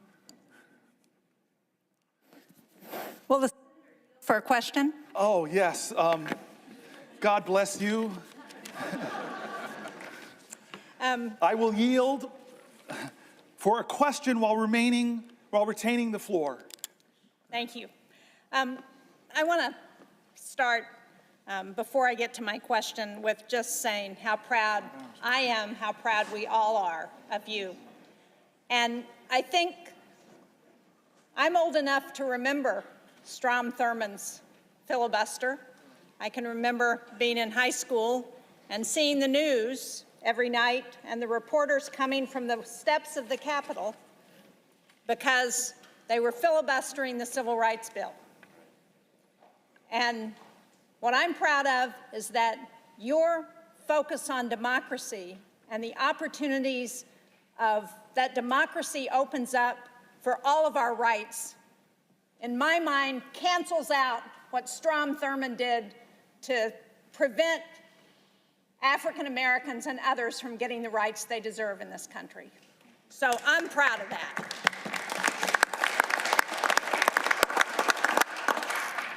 But I really want to, you talked earlier this afternoon about the rule of law and the overreach of this administration. And as part of that, you went through a litany of agencies that Congress had established that this president is trying to take away. And I just wanted to point out that, and you mentioned this earlier, one of those agencies that Congress established is the U.S. Agency for International Development. And earlier today, we had a shadow hearing roundtable, the Democrats on the Foreign Relations Committee. It was on the dangerous consequences of funding cuts to U.S. global health programs. And I know that as ranking member on the subcommittee on Africa and global health policy, you would have really been interested in this. I'm glad you were here on the floor, but I wish you could have heard what we heard from the people who testified. We heard from Atul Gawande, who used to be the administrator of USAID, their global health program. We heard from Dan Schwartz, who is the Vice President of Management Sciences for Health, that's a contractor that works on global health programs. And we heard from Nick Enrich, who's the former Assistant Administrator for Global Health at USAID. And they started out by talking about what global health has accomplished through USAID. PEPFAR has saved more than 26 million lives. It's reversed the spread of HIV/AIDS. They've done malaria prevention and control for over 500 million people. They've eradicated smallpox and eliminated most of polio. They've reduced infant mortality by more than 59% since 1990. They've supported cholera, measles, and Ebola outbreak response. And one of the things Dr. Gawande pointed out is that they took the response to Ebola outbreak from 2 weeks. Many of us remember that during the Obama administration when Ebola was coming to the United States. They took that response from 2 weeks down to 24 to 48 hours to be in there to be responding to the Ebola epidemic. And what has this president done? What has Elon Musk and Doge done? They've gone in to USAID. They've cut the global health workforce from over 800 to about 60. They've taken the system that was designed to make programs more efficient, and they dismantled it. And when the Inspector General Paul Martin reported on food rotting in ports, he was fired. USAID has been the largest civilian ground force to address global goals. As Dr. Gawande said, what we learned from USAID is that prevention is a whole lot more efficient and a lot cheaper than emergency treatment. He said that what we spend on global health through USAID has been $9 a household in America in a year. $9. Think about what we've done with that $9. And as they were going through the litany of programs that have been cut, the one that caught my eye was 75% of the pandemic threat comes from diseases jumping from animals to humans. That program has been terminated. 75% of the threat of future pandemics.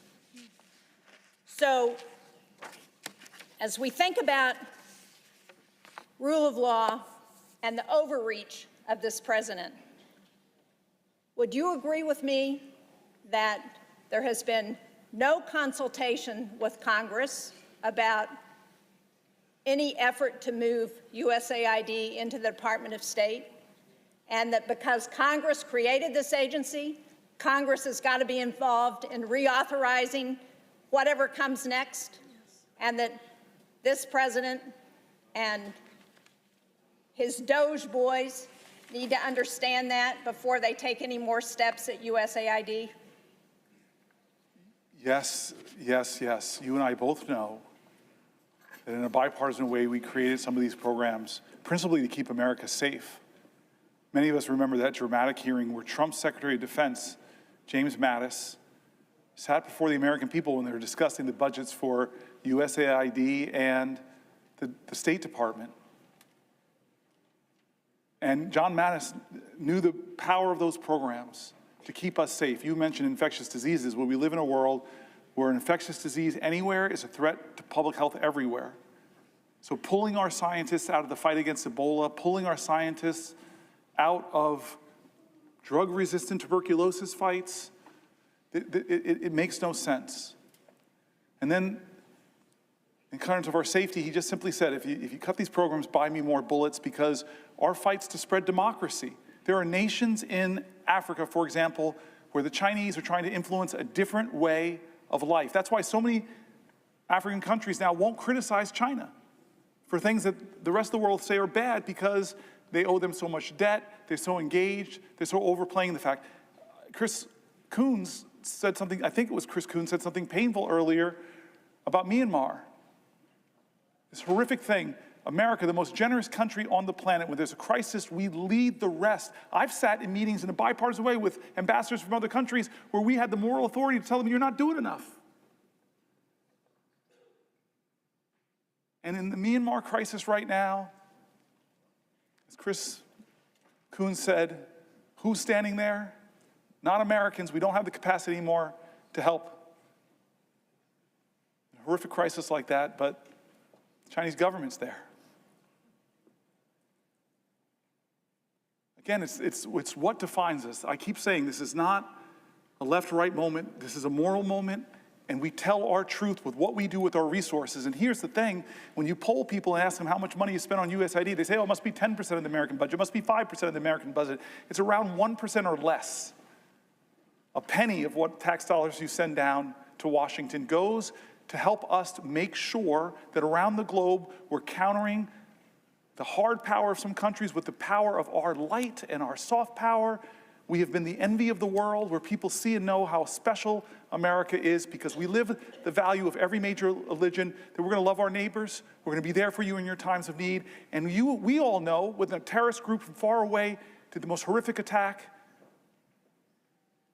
that in a lot of these countries, terrorist groups are trying to counter the democratic governments there. Look in the Sahel region. Look what's happening. When I was in Nigeria, I was shocked to say what they're talking about, instabilities in the north, the threats of terrorism in the north. I'm going to go for 7 more minutes and stop, but I want to use these last 7 minutes to return one more time to the people of my state and actually other states who demanded we do things different, who asked for help. Before I do, I just want to thank Mike Lee today.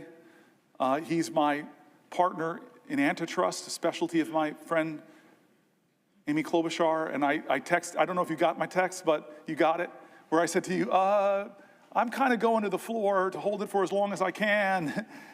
And I may not make our first subcommittee together on antitrust, where we have a lot of common ground. So I'm sorry I missed it today. I know you'll fill me in, but I know my friend filled in. Thank you. So I want to close back where we started, about us, about why I'm here.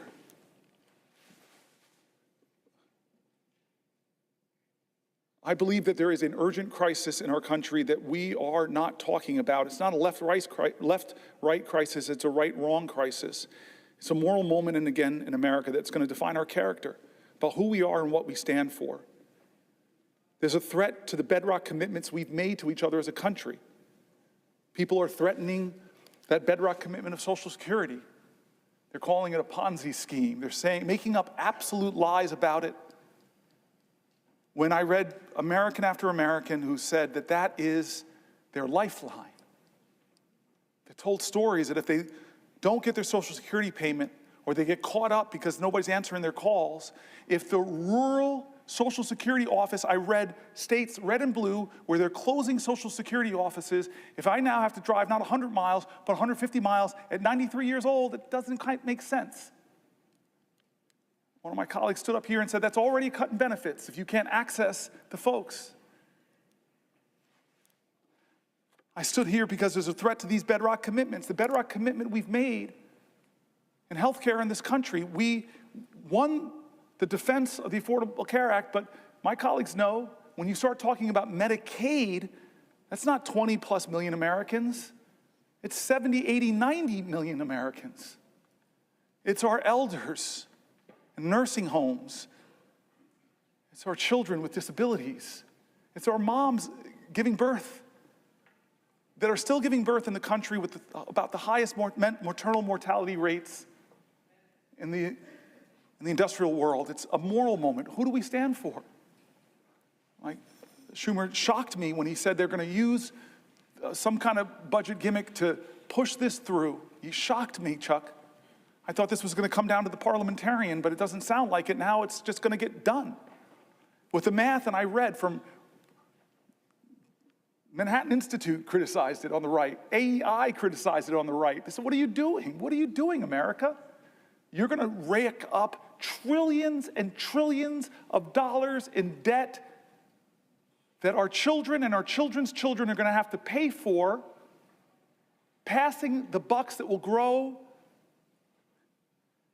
Are you doing that to help people get more access to health care, more access to retirement security, more access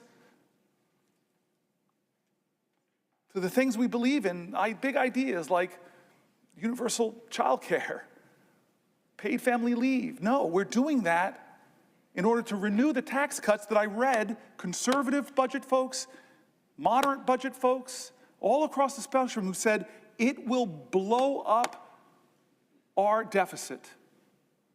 And the benefits of those tax cuts, not all, let's not use hyperbole, but most will go to the richest people in our country who I promise you, I celebrate people who've brought their ingenuity and their expertise and their grit and their tireless work who've built wealth in this country. Should not be us versus them, but I'm telling you that those folks do not need another tax cut. And the corporations who came here, you all remember, said we would like a 25% rate. The people I read said that when we kicked it to 21, not even what they were asking for from 35, it exploded. One of the main reasons it exploded our debt. And we read from conservative groups who just said all these promises that we would grow our way out of our deficit, they didn't materialize. All the promises that were made. Trump, for those who don't remember or weren't here when I read it, was going around telling folks that, oh, my tariffs, this is 2017, my tariffs, the money that I get, that will be what we could pay down the debt. The math that they did was that would account for about 1/750th of the debt at that time. But he used that money to try to compensate the farmers that he was hurting with his tariffs. This is a moral moment, and people are getting hurt, and people are afraid because of the threats to Medicaid cuts. There were people writing in and said $880 billion would devastate me, but even small cuts to services, my whole family, fragile architecture of our finances, if you just pull out the transportation money that my disabled child uses, that will crumble my financial world. And so when you talk about the bigger cuts, we know the math. Many states who expanded Medicare have a trigger that if it goes below 90%, all the Medicare expansion goes off in that state and millions of Americans will be hurt. That's not right, guys. That's not right. And so this is the choices we have before us. Our veterans and the VA. I'm mad at you now. You made me get very emotional with your story. We read John McCain's story. We read the stories of the poems of the unknown soldier looking over us and saying, what are you doing to the Gold Star families? What are you doing to the veterans? Are you living up to your promises that you made? Well, right now, with the cuts of tens of thousands, over 80,000 veterans who work for the VA, but even more, because about 20% or so of all federal workers are veterans. And we read stories from veterans in America who are shaken by what's happening, who are losing their jobs but yet all they want to do is serve. They're not what they're being called. They're not leeches. They're not criminals. They shouldn't be degraded for wanting to continue to serve their nation. This is what we're talking about, our veterans, our seniors, our health care, our financial security going forward. I asked the question to all those people who voted for Donald Trump, who believed in him that he would lower your grocery prices. I asked you, look at your financial self. Are you better off than you were 72 years ago financially? Well, the answer for most people who believed in him is no, because he didn't set out to do anything to lower prices. He set out to rename the Gulf of Mexico, to threaten Canada, to say I'm going to take over Greenland. He's done a lot of things, 140 executive orders. Many of them actually drive up your costs, make it more expensive to enroll in the ACA, reduce a lot of the tax credits there. He's increased your costs. He's taxed your bedrock services. Stock market tumbles, your 401k accounts are less. Inflation is up. Consumer confidence is down. This is what the voices we brought into this chamber, the voices of our constituents, red states, blue states, the voices of Democrats and Republicans, Republican governors, Democratic governors, we brought all the people that are saying, no, this is a moral moment, not left or right, right or wrong. And so I've tried over the last 25 hours and 1 minute to center the conversation back on what will we do of good conscience. People who are saying, I served this country, I risked my life, shouldn't be able to keep my job. People who are saying, this country once made itself the envy of the world because we invested in high quality education for every child. I don't like what's going on at the end of the Department of Education. People who are saying, I worked harder than I ever have, but the prices on everything in my life are getting higher. People who are saying that the America I learned about in school, the one where people's rights are protected, the people who are saying that why are we yet again going through another healthcare battle that threatens millions of people, the people who are saying that I'm worried about the financial security and the future of my country, the voices of folks. And so I end by saying simply this, where I started was John Lewis. I don't know how to solve this. I don't know how to stop us from going down this road. Chuck Schumer's now told me that they're greasing the skids to do these things. I'm sorry, but I know who does have the power. The people of the United States of America. The power of the people is greater than the people in power. It is time to heed the words of the man I began this whole thing with, John Lewis. I beg folks to take his example of his early days where he made himself determined to show his love for his country at a time the country didn't love him, to love this country so much, to be such a patriot that he endured beatings savagely on the Edmund Pettus Bridge, at lunch counters, on freedom rides. He said he had to do something. He would not normalize a moment like this. He would not just go along with business as usual. He wouldn't know how to solve it. But there's one thing that he would do that I hope we all can do that I think I did a little bit of tonight.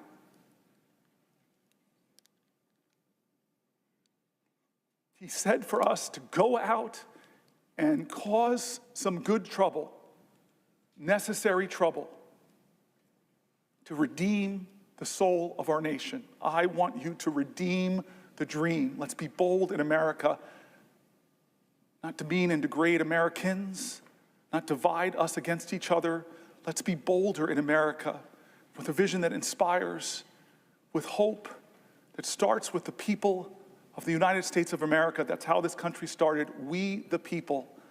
Let's get back to the ideals that others are threatening. Let's get back to our founding documents, that those imperfect geniuses had some very special words at the end of the Declaration of Independence. It was one of the greatest in all of humanity declarations of interdependence.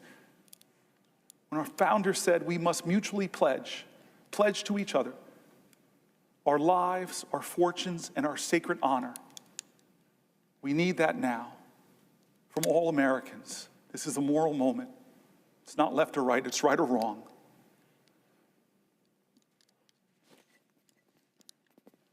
Let's get in good trouble. My friend, Madam President, I yield the floor.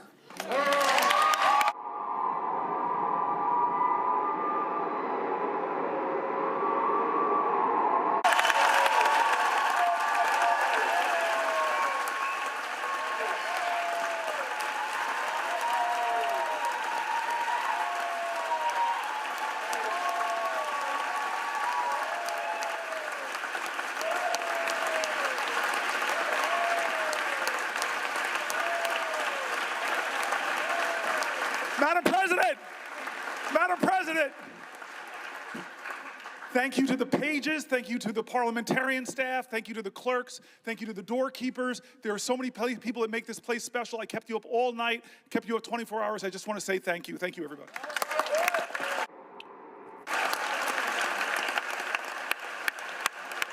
25 hours and 6 minutes. That's how long U.S. Senator Cory Booker of New Jersey held the floor of the United States Senate. Senator from Idaho. Madam President, this next regular order of business, confirmation of Mr. Matthew Whitaker.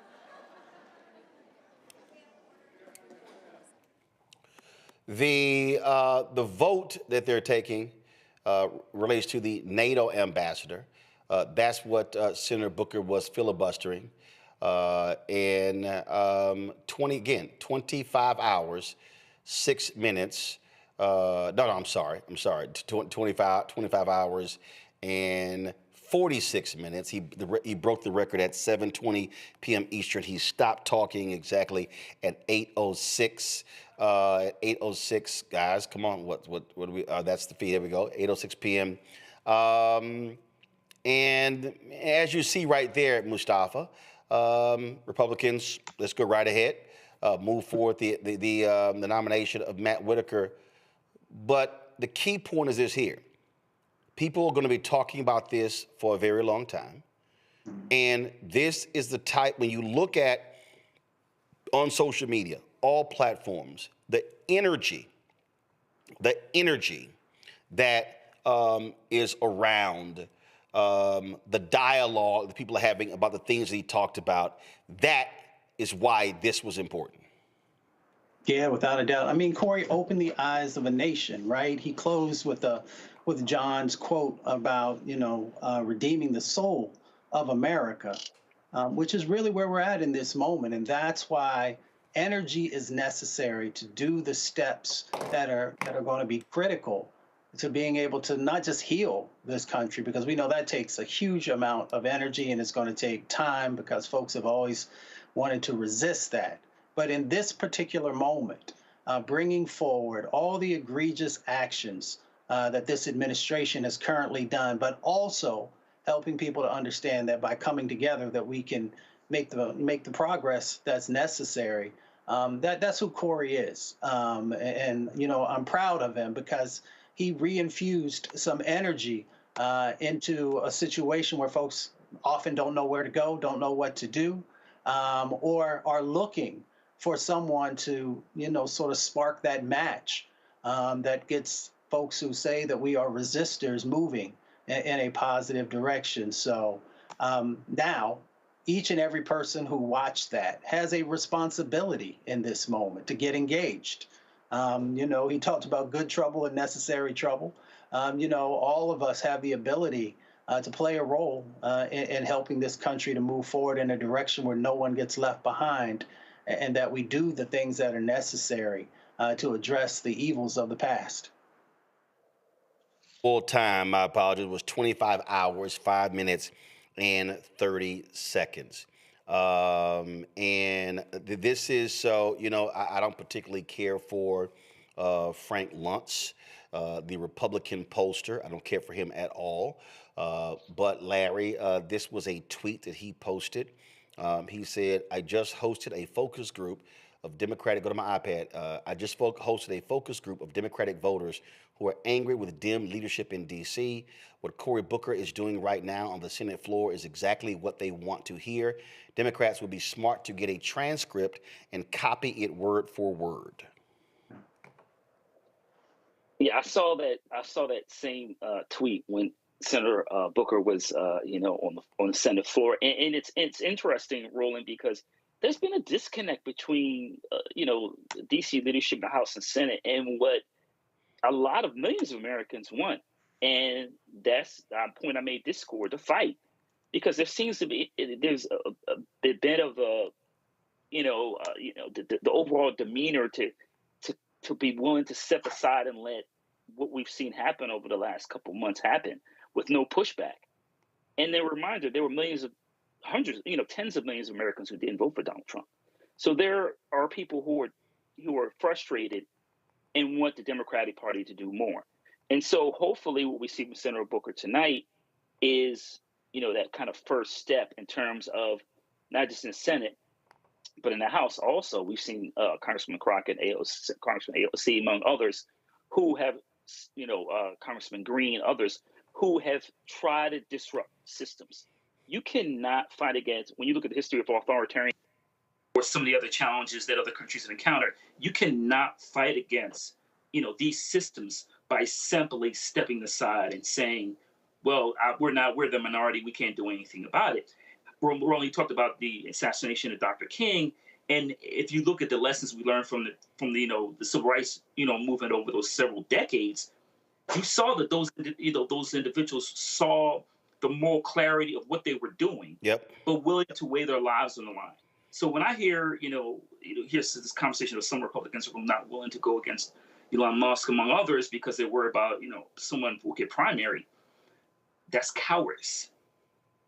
From the Democrats and for those individuals, Republicans, who believe what we're seeing is not consistent with democratic democracy, then you need to be willing to stand steadfast and to make sure that, whatever fair and equitable system we had, as particularly when it comes to Black folks, that we continue to build on that and make sure the next generation of individuals, particularly Black and brown folks, have the rights they deserve based on the U.S. Constitution. And what you also do is you don't let folks steamroll you. Congressman Glenn Ivey, former federal prosecutor, was on Will Cain's show on Fox News, and y'all know how Will Cain is an absolute lightweight. And I want to. This is the exchange, Joe, that I think you need to see more of. Watch this here. To be dispassionate. I want to see the same passion from you on those issues of the crimes of illegal immigrants as you do for this error when it comes to illegal immigrants. That's what I hope for you, Congressman. I prosecuted the crimes of illegal immigrants for 8 years. I locked up more people in my day than you ever did. So don't lecture me about not being passionate about prosecuting illegal immigrants to do something wrong. No. I've done it. You haven't. Back up. Today, Congressman, you write the laws. Congressman, today, my ISB is dying. I need to turn the speaker on. In fact, I did a joint prosecution with Rod Rosenstein of MS-13 when he was the U.S. attorney and I was the state's attorney. I've done this before. You have not. Don't sit there and lecture me about being passionate about people who break the law. I've done it. You have not. Congressman, I think you took that a little more personally than intended, but I think that what I'm talking about is not your past, but your present, where we apply passions today in our current jobs, not our former jobs. Congressman, I have to leave it here. I've gone way over time, and I'm always willing to do so. I appreciate the back and forth. You're welcome here anytime. Thank you so much. All right, here's somebody who's a so-called lawyer. When the last time you been in the courtroom, Will Cain? You took this a little more personal. No, hell no. You took a shot, and he smacked your punk ass back. That's what just happened there, Joe. Sometimes you just got to get reminded of who folks are. And the Will Cains of the world don't always know. And when they don't, you have to remind them. You have to let them know that, listen, I forgot more about this than you know. What it is that you think you're talking about. You're talking about it hypothetically, checking with the Trump administration, getting talking points.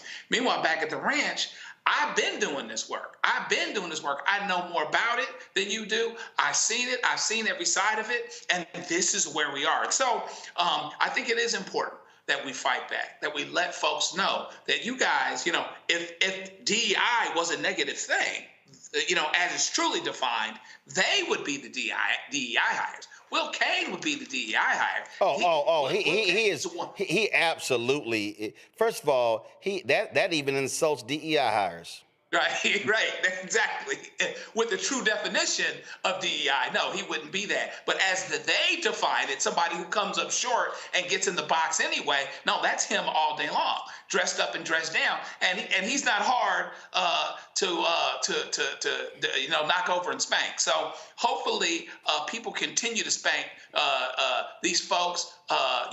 Hit them right in the mouth, figuratively speaking, with what it is that's going on, what the real truth is that's going on.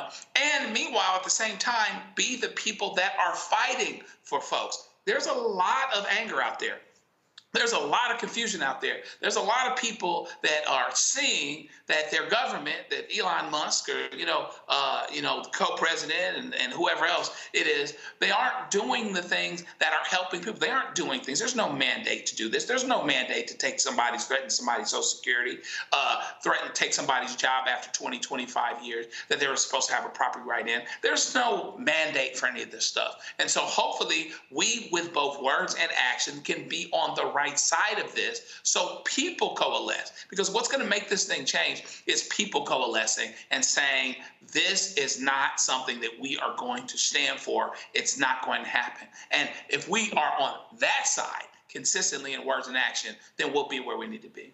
I got to play this here. Representative Sidney Kamlager Dove, of course, she was on our show last week. You want to call out somebody who is testifying? This is how you do it. Majority is relitigating a made-up conspiracy theory about a part of the State Department that no longer exists to distract from the dumpster fire foreign policy this administration is pursuing and elevating a serial sexual harasser as their star witness in the process. Mr. Chair, I request unanimous consent to enter into the record 2 articles about the Republican witness Matt Taibbi. The first is a Chicago Reader article entitled, 20 years ago in Moscow, Matt Taibbi was a misogynist a-hole and possibly worse, and a Washington Post article titled, The 2 Expat Bros Who Terrorized Women Correspondents in Moscow. Without objection. This hearing could not be more out of touch with the concerns of everyday Americans. People's retirement savings are being decimated as Trump's arbitrary temper tariffs tank the stock market. They are staring down the barrel of cuts to their Social Security and Medicare because the Republican majority wants to give a tax break to billionaires like Elon Musk, who have deep financial ties to our adversaries. Meanwhile, Trump is siding with Putin against our national security interests and risking the lives of American soldiers in a Signal group chat. I've been to the State Department, and I do have concerns about censorship of the employees who are terrified to say the wrong thing, to say anything, or have the wrong word in their job title and be terminated by an administration that publicly relishes punishing people for their speech. If you're going to swing, Mustafa. Yeah, that's for real right there. She was swinging for the fence, right? You know, it's interesting. She kind of laid out CVS receipts right there. You know how long a damn CVS receipt is. It just keeps going and going and going. She hit them with facts. And she just made sure she really highlighted the important points to bring forward exactly what's going on. Whether it's witnesses are coming forward or also these sets of actions that are happening throughout this administration by folks who are unqualified to hold the seats that they do. You gotta, what did Michelle say? When they go low, we go high. That doesn't work in this moment. Folks have got to do some neck checking on individuals whom that's the only thing that they seem to actually respect. Before we sign off, this follow Tennille, his name is Daniel Chanian. He's with Bolts Mag. They do covering lots of local elections. This is what he said about the Florida 1 race. We've had the candidates on this show. Says GOP will win Florida 1, but Democrats are in for a huge overperformance, largely much bigger swing than Florida 6. Florida 1 is even redder than Florida 6. Trump won by 37%. Right now, GOP is up 5.5% with 75% of the vote in. Margin will still increase some as Election Day continues to come in. This is why this is important. We also, of course, will be looking at what happens out of Wisconsin. This is really important because this was what he posted about 49 minutes ago. Randy Fine is on track to defend Florida 6, though a dramatically diminished win in counties that are almost done counting. Fine's lead is 15 to 20 percentage points under Trump's margin from November, but Trump won by 30% overall, so this is enough for Fine. He says the GOP's underperformance in Florida is in line with his shocking losses in the Iowa and Pennsylvania legislative special elections in January and March. Those legislative districts were very red too, less so than Florida's plus 30% Trump margin. AP has called Florida 6 for Randy Fine. And here's the deal. You see this Republican says a win is a win. You got your guy still lost. But the reality is you're able to take something away from this, Larry. You're there in Florida. And if you talk about this level of underperformance, it should say several things to Democrats. First, this is why you have to run strong candidates. This is why you got to knock on every single door. You are guaranteed to lose if you never campaign. Yeah, the fight, it has to continue. And, you know, Roland, it's interesting. I was on a local platform talking about these two elections today in the 1st and 6th district. And I believe that as we're going to see, both the Republicans will win those seats. But the question was the underperformance compared to, President Trump's numbers from just a few months ago.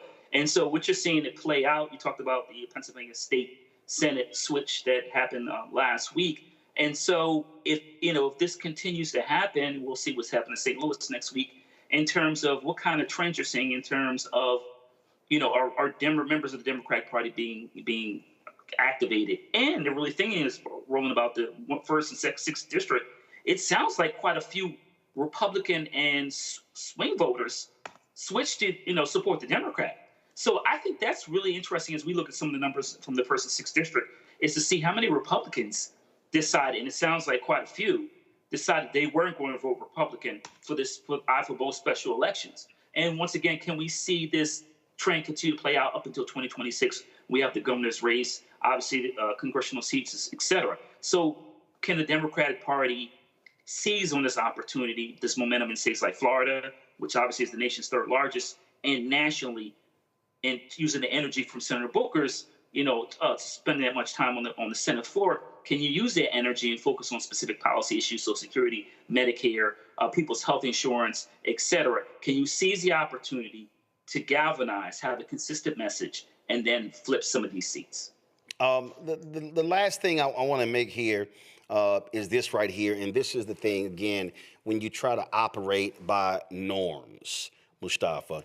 Schumer told Booker, this was reported, Schumer breaking news to Booker on Senate floor, the Republicans are planning to sidestep parliamentarian on current policy. They don't care anymore about norms, about rules, and even about going nuclear. Booker says it's further breaking of the Senate. Next time around, there's no going back now. Remember when Democrats controlled it and the parliamentary issued a ruling, Mustafa? They were like, well, the parliamentary has ruled. This is exactly what I'm talking about. The parliamentarians' ruling, you don't have to abide by. Republicans don't give a damn. Democrats are going to have to get a backbone, and if they ever assume control of the House or the Senate and get the White House back, I'm sorry, you must operate like you're a gangster and say power means we won, we control, and we're going to use it. The Republicans don't care. Democrats had better get some backbone and learn how to use power to their own advantage. Yeah, they got to flex. I mean, when you don't, you've got these individuals that when they're in power, they do whatever they want to do, how they want to do it, and they dare you to do anything about it. So Democrats got to decide if they want to actually operate in the 21st century or if they want to continue to operate, back in the 20th and 19th century, around parliamentary procedure and all these other types of things that had, it had its place in that time. But, you got to be able to step up with what is required in the moment that you are operating in, the time that you are living in, and also understanding that there are a lot of folks across the country who want you to actually fight for them and to do everything that you possibly can to protect their lives, to make their lives better, to protect the next sets of generations. And that means that, you've got to push the envelope. And as I said in the beginning, you got to flex on folks. And that's why I say it for the next Democratic presidential candidate, when they ask, well, are you going to release your college transcripts? No. Your health records? No. Your taxes? No. Are you going to put your investments in a blind trust? No. Because clearly the media and America said it's fine for Trump to do it. I wouldn't play by any of those so-called damn rules. This is how you begin to operate. Mustafa, Larry, as well as Joe, I appreciate y'all being on today's show. Thank you so very much. We normally get into lots more topics, but of course we were covering the breaking news of Senator Cory Booker of New Jersey setting the United States Senate record for holding the floor of the Senate in a filibuster, breaking the record of the racist segregationist from South Carolina, Strom Thurmond. He no longer holds that record. It is now Senator Cory Booker, 25 hours. 5 minutes and 30 seconds. Folks, we want to thank all of you for joining us. Also, what we're going to do here on the Black Star Network, we're going to restream all 25 hours, 5 minutes and 30 seconds as well. And so we're going to be doing that. And so great job there. And you have to keep up the fight. You must keep up the fight. Speaking of that, folks, that's what we do here every single day with this show, with the work that we do. If you want to, so a couple of things. First, if you want to join our Bring the Funk fan club, we want you to contribute to our Bring the Funk fan club by, of course, goals to get 20,000 of our fans contributing on average $50 each. That's $4.19 a month, 13 cents a day. Listen, 6 weeks ago, when I went to the mailbox, there were some 386 checks and money orders in the mail. When I went 2 weeks ago, it was 512. I'll be back. I go every 3 weeks, and so I'll be back at the post office. If you send a check or money order, please be patient because it's a process we have to go through. We have to open every single envelope. We have to catalog every person's name so we can add your name to the list. We then have to actually sign the back of every check and money order. And then we must separate the money orders as well before we send off to the bank. So just be patient. We got the check. We just got to actually just go through a process. But if you don't want to use checks or money orders, you want to make it a lot easier, Cash App, use the Stripe QR code. This is the QR code right here. This is the Stripe QR code. If you want to use a credit card, you can also use the Stripe QR code as well. Click the Cash App button to continue to contribute. If you send a check or a money order, do me a favor. You please make it out to Roland Martin Unfiltered. A lot of people put Roland Martin. A lot of people put Black Star Network. Please make it Roland Martin Unfiltered. It makes it a lot easier when we're trying to sort it with the bank because that way it's not going to all kinds of different bank accounts. Because we have we're set up different ways as y'all, but it's a lot easier if every check and every money order is Roland Martin Unfiltered. You can send that to P.O. Box 57196, Washington, D.C., 20037-0196. PayPal is R Martin Unfiltered. When you give to PayPal, you see New Vision Media. That's the parent company of all of our different companies. And so don't be alarmed. Venmo is RM Unfiltered. Zelle, Roland at RolandSMartin.com, Roland at RolandMartinUnfiltered.com. Download the Black Star Network app, Apple phone, Android phone, Apple TV, Android TV, Roku, Amazon Fire TV, Xbox One, Samsung Smart TV. Be sure to get my book, White Fear, How the Browning of America is Making White Folks Lose Their Minds, available at bookstores nationwide. Get the audio version I read on Audible. You can also, of course, you can get your Roland Martin Unfiltered Black Star Network swag, T-shirts, mugs, hoodies, wall art, all that stuff. Go to rolandmartin.creator-spring.com or go to the Black Star Network. QR code is there as well. Get your shirt. Don't blame me. I voted for the black woman. If you want to download the app Fanbase, please do so. If you want to invest in their crowdfund, $11 million has been raised. The goal is $17 million. Go to startengine.com/fanbase. And folks, April 11th, we will be traveling to Raleigh, North Carolina. We want to see folks in Raleigh turn out. And guess what? If you're an HBCU supporter and you didn't go to St. Augustine's, that's fine. The town hall will be focusing on all of the issues happening at St. Augustine's. If you are a student, if you are an alumnus, if you are faculty, staff, we want you to come out. If you're a concerned citizen, please come out to Martin Street Baptist Church in their fellowship hall. Doors open at 5 p.m. We're going to be broadcasting live all 2 hours, focusing on what's happening there. It's a lot going on in the capital city. Listen, there's a lot of land the university has. People want to get their hands on that land, and a lot of people are demanding answers in terms of how money is being spent and how do we save our HBCUs, but how do we also have strong leadership who knows what they're doing? So lots we're going to be talking about when we go to Raleigh on April 11th. Folks, that is it. I appreciate all of you for watching today's show. Thank you so very much. We'll see y'all tomorrow right here on Roland Martin Unfiltered on the Black Star Network. April Fools, but we just cover the fools who sit in the Oval Office. Holla! Black Star Network is here. Oh, no punch! I'm real revolutionary right now. Thank you for being the voice of Black America. All momentum we have now, we have to keep this going. The video looks phenomenal. See, there's a difference between Black Star Network and black-owned media and something like CNN. You can't be black-owned media and be scared. It's time to be smart. Bring your eyeballs home. You dig?